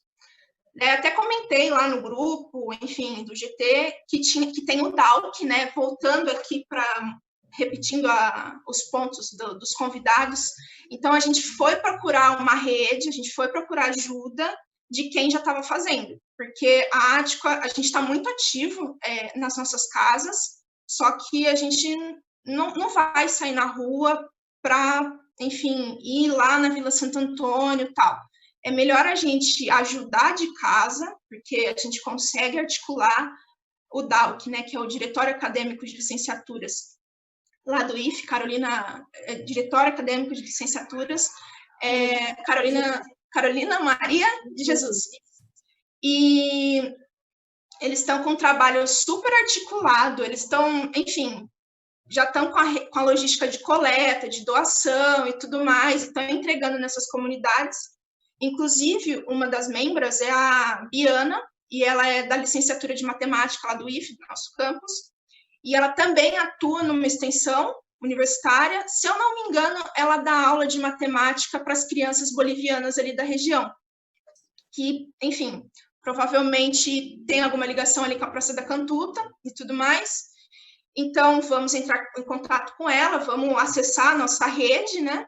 E ela falou, beleza, vamos lá na vila. A gente perguntou, tá, vocês precisam de alguma coisa, né? A gente não ia só pedir algo, a gente precisava ver como ajudava. Então, também a gente arrecada algumas cestas, a gente pediu dinheiro para alguns docentes, alguns professores ajudaram, então, e a gente precisa ver também a necessidade dessas cestas, se é, sei lá, para uma semana, se é para 15 dias, se é para um mês, se é para 2 meses, para a gente traçar um plano, né? E, no momento, seria isso que estamos articulando. E uma outra ação que, na verdade, não é nem tão ligada à extensão universitária, ao nosso escritório ático, mas que tem integrantes da ático, inclusive vou fazer o convite para quem quiser participar, que é o núcleo, o núcleo Urbanismo contra o Corona, que estou fazendo parte, a Giovana está fazendo parte, a Mariana está quase fazendo parte, o Gui, que falou mais cedo, está fazendo parte. Então, vocês viram que, tipo, são pessoas dos EMAUs participando desse núcleo, que foi, de uma certa forma, puxado pela FENEA, não só, foi pelo IAB também. Ele nasceu no Rio de Janeiro. Rio Grande do Sul também está bem articulado, eles já avançaram bastante nesse núcleo. Veio para São Paulo, eu vi que o EMAU Maré, do UFRN, lá em Natal, estão articulando um núcleo da regional de lá. Então, a ideia é que esse núcleo, cada núcleo, faça o seu mapeamento de ações na sua região, né? E é um mapeamento de ações emergenciais, por mais que a gente acredite que o assistencialismo não é a solução, né? Que eu sempre ressalto, o núcleo é urbanismo contra o corona. Só que a gente entendeu que a situação é tão emergencial que a gente precisa levar em conta essas ações que, de uma forma ou de outra, é assistencialista. Daí, enfim, aqui em São Paulo, a gente está bem no início da articulação. Inclusive, a PIA foi falada na reunião desta semana, e, enfim, virou meio que uma piada interna e tudo mais, mas não que estou criticando, enfim, piada interna, não vou explicar. Então, a gente está sabendo dessa atuação do Mackenzie. O Mackenzie está em peso no núcleo, porém o Mosaico não está, puxão de orelha, hein? Vocês precisam participar. Mas o DAFAN está. Então, é a rede, né? É a rede. Então, tem o pessoal aqui de São Paulo, seja a Mackenzie, seja o Instituto Federal, tem o pessoal da Unicamp, se o Gui depois quiser falar um pouco, tem o pessoal da Unicamp, do escritório Mobile, né, o escritório modelo deles de lá. Então, essa articulação das extensões. Esse grupo ele não é só de estudante, não é só de EMAU, é para quem quiser participar. Fica o convite, se quiserem depois conversem comigo. E o que eu tinha para falar era mais ou menos isso.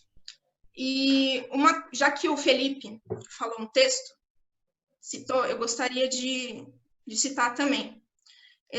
Depois da morte do João, enfim, a gente fica pensando no que fazer, ou fica com muita raiva, ou sei lá, a gente fica meio consternado, né?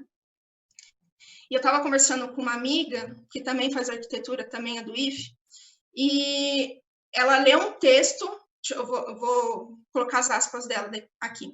Eu li um texto de uma mulher do Rio que mora e atua em comunidade por lá. Daí a mulher fala, né? Se você estiver longe do bairro do menino morto, no seu condomínio, no seu entorno higienizado socialmente, nos seus territórios de privilégios estruturais, no seu processo de desconstrução, você vai ficar triste. E subirá imediatamente uma hashtag para gerar engajamento nas redes sociais. Se você estiver perto dessa situação, se você tiver filhos e sobrinhos parecidos com o João, se você mora num lugar parecido com o Complexo do Salgueiro, e se você luta pelo seu pão de cada dia, todo dia, e tem suas mãos cheias de calo, e os seus pés sujos de terra do chão da vida, você está sentindo raiva. Então, assim, eu vi, não tem muito a ver aqui, mas acho que faz sentido. Tá cheio de nota de repúdio. A gente tiraria 1000 na nota do Enem, sabe? Os nossos projetos são lindos. Eu adorei sua representação gráfica, Felipe. Para mim tá ótimo, eu da engenharia. Mas, assim, não é corredação, sabe? Que a gente muda o que está acontecendo. Eu acho que são trabalhos como esse que a gente está fazendo e tudo mais. E participando de um núcleo, fazendo a pia, enfim, trazendo água encanada, que está faltando água encanada, entendeu? Então, é isso. Foi um prazer participar e eu espero que aconteça um mosático de novo, tá bom? Gente, agrado muito a fala de vocês. Acho que a gente também espera que fazer outro encontrinho, né? Não seja virtual, mas um encontro pessoal da gente. E manda esse texto para a gente no chat, ou sei lá, link que você tiver aí, para a gente ler também o texto depois. Falta 3 minutos, assim, para acabar essa parte. A gente falta a discussão final, né? Eu queria muito saber se tem outras pessoas de EMAL também aí Ixi, me perdi aqui. A Bel mandou no chat o texto dela. Mas eu queria saber se tem outras pessoas de EMAL aí para se quiser dar depoimentos também, falar, tipo, eu tô aqui, tipo, eu vim, não sei. Mas antes ou a gente acaba a reunião, volta e faz essa parte final, já faz 8 horas, mas a gente não tenta estender muito, né? Bom, o pessoal tá entrando, tem alguém que já vai querer falar, e você anotando aqui se tem ordem de fala, não sei. Eu queria sugerir do pessoal que não é da arquitetura falar de que curso que é, de onde que é. Que, tem uma amiga minha aqui que não é da arquitetura e tem um colega também. Pode falar, gente. Liga o microfone. Bora expor. Olá, pessoal. A Raíssa resolveu expor aqui. Tudo bom? Olá. Olá. Faço psicologia no Mackenzie. Isso que ótimo. Vai falar maquinista. Uhum.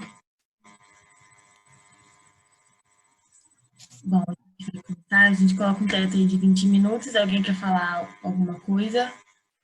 Depois de todos os depoimentos.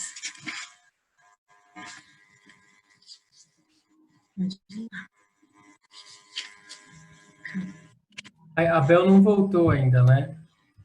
A Bel teve que sair, ela avisou aqui que não vai poder mais voltar. Eu só queria falar um negócio sobre o que ela falou, é um comentário bem rápido. É. Mas aí fica para todo mundo, eu queria falar para ela também, para todo mundo. E ela falou, coincidência, não sei, mas acredito em coincidência e tal. E tem uma professora da FAUSP, a Karina Leitão, que ela fala assim, coincidência é coisa de colonialista. O que a gente tem é confluência. Confluência ou transfluência. Confluência é fácil de entender, porque é o encontro dos rios, né? Você vê um rio se encontrando com outro, é uma confluência entre esses entendimentos, entre esses saberes que aparecem para a gente. E a transfluência é um pouco mais difícil, porque são os rios voadores, né? Os rios que passam por cima nas nuvens e chegam aqui, então sai de um continente e chega no outro e tal. E eu acho que tem esse aprendizado aí também da gente pensar que essas coisas não são mero acaso, né? O Wim Wenders também tem os anjinhos lá das bibliotecas, né?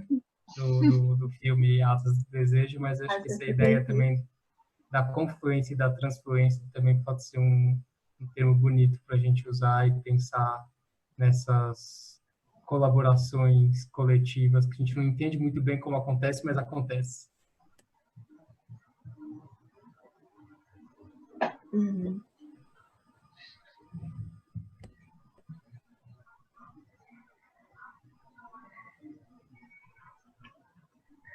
E quem é de outras escolas, não seria legal também se apresentar? Né? Fazer uma rodada, tem menos gente agora, né? Acho que o pessoal não voltou, mas se apresentar, né? Só dizer de onde é. Tem mais alguém de outra escola? Tem Paulo, né, Paulo? Então, vou começar aqui.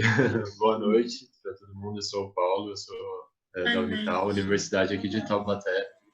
Até quem enviou o link foi o professor Zé Osvaldo, que leciona para a gente as disciplinas de Arquitetura e Sociedade.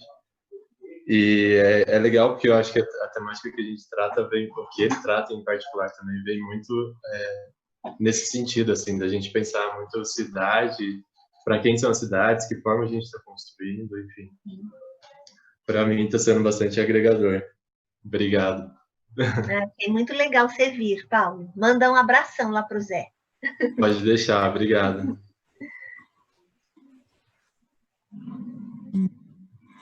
Gente, eu acho que falando por mim, pelo menos, eu acho que foi um debate que agregou da fala de todo mundo. Pelo mosaico, a gente não estava trabalhando esses tempos, né, como a gente tinha falado numa reunião com outros irmãos aqui. A gente tinha parado, foi um momento de adaptação muito no EAD, que a gente estava, acho que todos os alunos, assim, estavam perdidos, alunos e professores, a gente não sabia por onde começar, ou a gente estava começando tudo de uma vez. Enfim, eu espero muito que depois desse debate a gente consiga estar atuando mais com o mosaico, né, voltar a nossa atuação mesmo. A gente teve umas propostas de GT novos, né, mas não sei se vão acontecer, né, nessa pandemia. A proposta era para acontecer depois da pandemia, mas a pandemia está indo além que... Imaginado, né? Cada vez pior, cada vez não acaba. Mas a gente tem que começar mesmo a repensar, tipo, tudo bem, vai ficar estendendo, então como que a gente vai... O que a gente faz com isso, né? Tipo, como que a gente revê essa atuação, né? E como que a gente se posiciona. Foi um debate muito importante, pelo menos, para a gente trazer isso até para a nossa organização interna, né? Mas, enfim, foi muito bom de todo mundo vocês aqui. Não sei se mais alguém quer falar. Pode falar.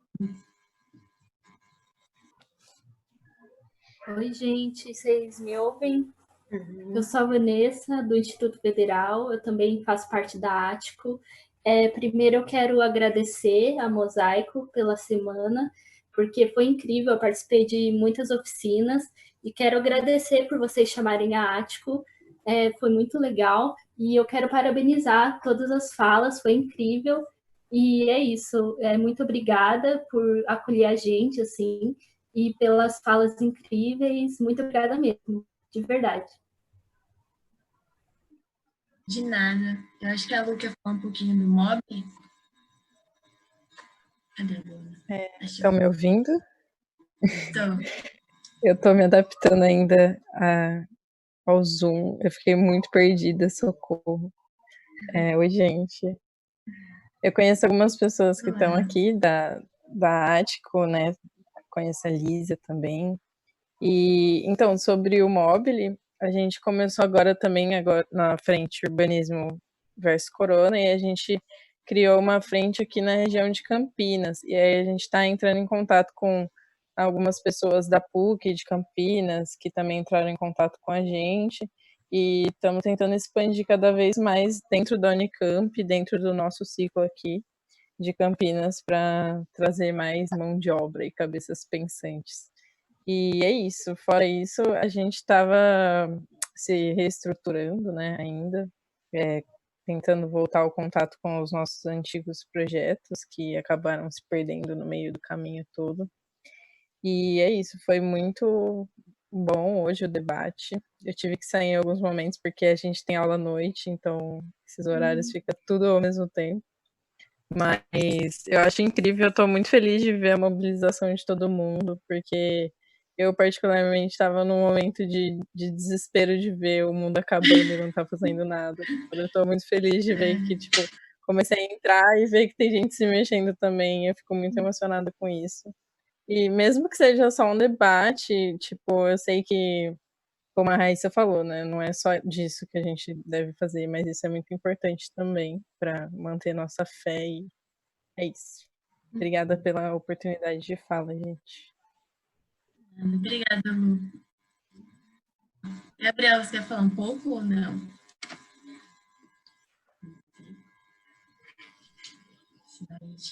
Beleza.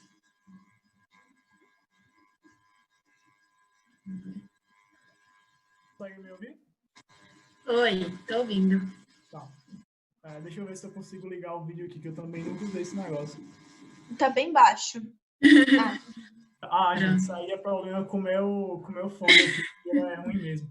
Mas dá para me escutar direitinho o que eu tô falando? Perfeito. Tá. Então, tem que falar um pouquinho mais alto.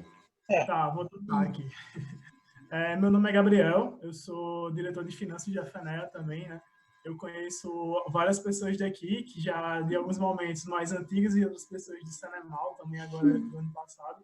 Eu já acompanho o trabalho desse pessoal e valorizo muito, né, os EMAUs. Eu também faço parte do escritório modelo aqui da minha universidade, que é o Prosa. E dentro de algumas falas que teve aqui, né, eu tive alguns pensamentos. E quando se falou economia solidária, né, eu fiz um curso de técnico em contabilidade no IF também, no Instituto Federal, aqui na Paraíba. E dentro disso a gente fazia trabalhos, né, dentro de comunidades, principalmente comunidades caboclas, assim, em sítio, né, em comunidades rurais, que a gente fazia o trabalho de fazer uma formação financeira, né, para que eles conseguissem ter autonomia de trabalho, para viver da terra de uma forma que valorizasse o turismo, né, valorizasse essas atividades, para que eles não fossem tão dependentes da academia depois desse processo, também não fossem dependentes financeiramente de políticas públicas, desse tipo de coisa, né? E a gente acabou tendo algumas ações efetivas de cooperativas que surgiram, associações que desenvolveram atividades econômicas como restaurante, deixa eu ver, produção agrícola, né? Fizeram cooperativas de produção, entre diversos outros fatores. E eu estou falando isso porque dentro disso que foi discutido, e dentro da fala da Raíssa também me lembrou muito isso, né? De como é que a gente pode pensar em ações mais efetivas para um momento pós-pandemia, né?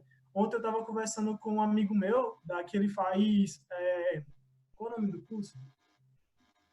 É alguma coisa, né, com relação à produção agrícola, que é ecoprodução, um negócio assim, não sei o que é não.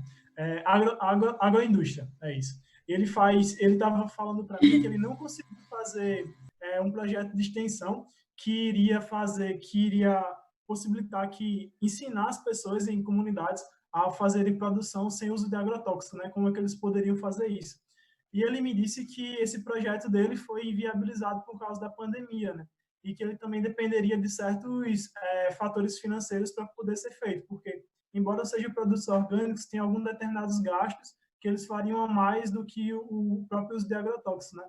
Aí isso veio me pensar em como os EMAUs ainda, eles precisam avançar no aspecto da gente dar educação financeira para as comunidades, né? Para permitir que elas tenham autonomia maior, porque a gente acaba trabalhando muito no aspecto de projeto arquitetônico, de intervenção, de organização, né? Mas acaba que a autonomia que a gente possibilita para as pessoas, autonomia de conhecimento, autonomia de espaço, né? Acaba não se estabelecendo muito como autonomia financeira, né? E dentro dessa realidade que a gente tem hoje, por exemplo, de comunidades que as pessoas não têm acesso a meios de comunicação, como computadores, telefones, tudo isso, se a gente tivesse uma política, uma atuação de economia financeira, essas pessoas poderiam ter uma possibilidade de ter esse acesso maior, né, em momentos assim de pandemia, onde mesmo que a gente não conseguisse estar com eles lá, levando conhecimento, a gente poderia ter uma forma de contato mais direto à distância, como é que a gente está fazendo aqui, né? A gente não consegue ter esse tipo de videoconferência com muitas comunidades, porque eles não têm condição financeira de ter acesso a esses meios de comunicação. Então, acho que uma das bandeiras também que a gente deve tentar e aproveitar agora esse momento da revisão do poema, né, é estabelecer mais uma diretriz, né, que estabeleça, vamos tentar trabalhar também com autonomia financeira, porque isso se torna muito importante da gente abrir as portas também para abrir mais, né, a porta da interdisciplinaridade para o pessoal do direito e da contabilidade, né? E eu acho que é mais nesse sentido. Eu achei muito interessante esse pensamento que eu tive com meu amigo ontem e queria compartilhar com vocês. E já agradeço também pela discussão. Eu adoro esses espaços, não estou conseguindo administrar tanto espaço de fala, né, que está tendo esses dias. Mas esse aqui eu separei bem direitinho para escutar todo mundo. E boa noite, gente. E se já aparecer mais alguma coisa, eu participo do grupo. Obrigada. Alguém, uma coisa de gente, Mackenzie? Bom, eu queria então agradecer todo mundo aqui, todas as falas que tiveram aqui hoje, acho que foram imensamente importantes, né, todas essas reflexões. Todo mundo vai sair daqui, acho que pensando muito mais sobre tudo isso, e eu não sei, eu pelo menos de alguma forma sinto um abraço, assim, acho que de todo mundo, por todas essas falas, dá um pouquinho de esperança, né, de que a gente vai continuar seguindo aí por esse momento tão difícil. E eu queria deixar duas frases do Drummond, que me vieram agora, né, durante essa conversa. Uma delas é um trecho, as duas, na verdade, são trechos de dois poemas dele, e uma é que começou a me acompanhar no começo, né, dessa crise de pandemia, que eu ficava diariamente, essa coisa, né, de deitar a cabeça no travesseiro e não conseguir me fazer de sons, eu ficava diariamente pensando nisso, que é aquela coisa de ter apenas duas mãos e o sentimento do mundo. E eu me perguntava diariamente, né, o que eu posso, com as minhas duas mãos e esse sentimento de mundo, o que eu posso fazer para mudar essa situação? E eu acho que no final dessa conversa eu lembrei de uma outra frase dele, que na verdade, depois desses, acho que mais de 2 meses, né, que a gente está nesse confinamento de pandemia, eu acho que fica muito mais a sensação de que o presente é muito grande e para a gente não se afastar, que é o que ele fala, né, o presente é tão grande, não nos afastemos, não nos afastemos muito e vamos de mãos dadas. E acho que essa conversa de hoje me deixa muito mais essa sensação de que todo mundo aqui, mesmo que longe, cada um, aí fico muito feliz de ver nomes aqui de pessoas de diversas faculdades. O Gabriel, por exemplo, está falando lá da Paraíba e está aqui virtualmente presente com a gente, uma coisa que talvez, se fosse um encontro pessoalmente, talvez não pudesse, né, ter essas possibilidades. Então, acho que fica muito essa sensação de que vamos de mãos dadas e tudo vai dar certo. Foi ótimo, gente. Muito obrigada para todo mundo. Posso só falar duas coisas? Obrigada. Pode. Eu juro. Não, é porque... Aí a gente quer falar. Eu tava pensando que tinha espaço para pergunta, depois a gente falar rapidinho, para encerrar. Mas primeiro eu queria também falar que foi muito legal ver e ouvir todos vocês, assim, conhecer, não sabia de muitos, né, dos escritórios modelos que estão agora, ou mesmo desses outros escritórios, porque eu saí da academia já faz, da graduação, já faz 10 anos, então não tenho mais contato muito com isso, achei muito legal. E tem duas coisas assim que eu fiquei pensando ao longo das falas também, que primeiro a gente identificar que nós não somos universais e que muitas das nossas ideias elas universalizam as coisas. Quando a Elisete falou que a gente tem 80% das pessoas no Brasil vivendo em cidades, sobre que condições de cidade é essa que a gente está falando? Quais são os paradigmas dessas cidades? Quando a gente pega São Paulo, que é a capital mais rica da América Latina, né, e que um pouco dita como vão ser as cidades brasileiras, o que São Paulo faz, as outras acabam emulando, que modelo de cidade é esse e que lugares que a gente condiciona as pessoas que vivem nela. Não é a mesma cidade para todo mundo. E existe, sim, uma diferenciação de gênero, de raça, de identidade sexual, e que, portanto, a gente tem que mudar os nossos olhares para que, de fato, sejam libertadores, que eles sejam anticacistas, que eles sejam anti-machistas, que sejam anti-LGBT-fóbicos, para que as pessoas possam, de fato, existir com as suas diferenças.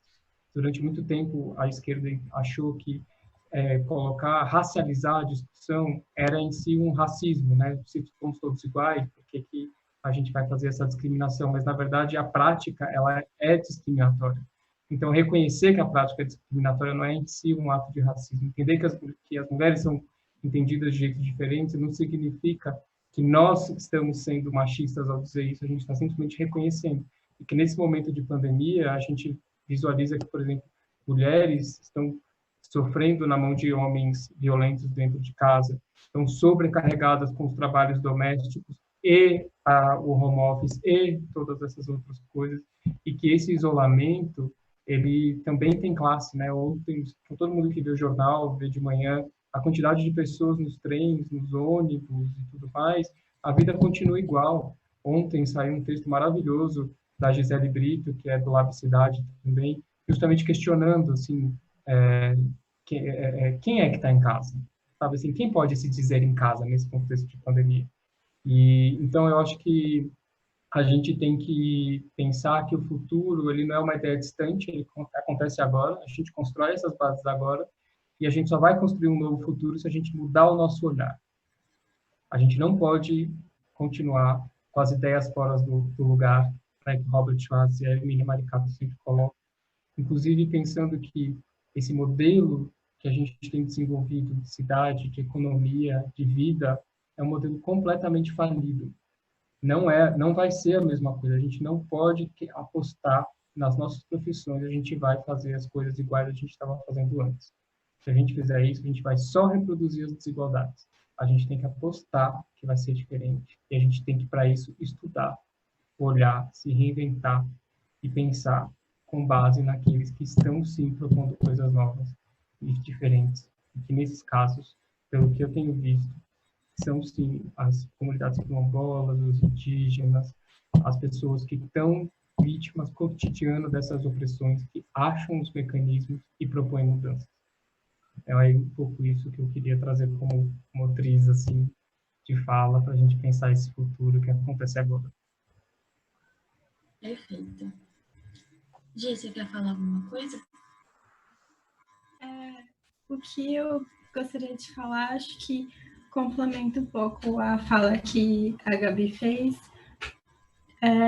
porque, assim, primeiro de tudo, eu queria agradecer o Mosaico por assim, conectar a gente nesse momento, porque eu acho que muitas vezes a gente identifica todas essas questões que a gente vive em sociedade, inclusive o que o Felipe acabou de falar agora, e a gente se sente, tipo, super de mãos atadas, né? E aí, quando a gente encontra outras pessoas que se identificam com esse ideal, a gente se sente mais forte nesse sentido. E, tipo, muitas vezes as pessoas com quem a gente dá as mãos para seguir com essa luta não são só pessoas que são nossos companheiros de luta, mas também pessoas com quem a gente cria vínculos e afetos e tudo mais. Então, assim, é muito duro, sem querer romantizar essas questões, e é muito mais duro para quem tem menos acessos e tudo mais, mas eu acredito que, tipo, o afeto, ele constrói a força que a gente precisa para se mobilizar, né? Então, esse espaço é muito importante e eu queria agradecer. É isso. Obrigada, gente, por todas as falas. A gente filmou, a gente vai postar no YouTube. A gente ainda não tem previsão, a gente não aprendeu a editar vídeos ainda. Então, colocar isso vai ser um trabalhão. Mas a gente também todas as referências que vocês mandaram, isso tem a gente, se possível, colocar lá e lembrar. Mas muito obrigada por participarem. E um beijo, até a gente se ver pessoalmente de novo. De novo. Tchau, gente. Obrigadão. Tchau, tchau.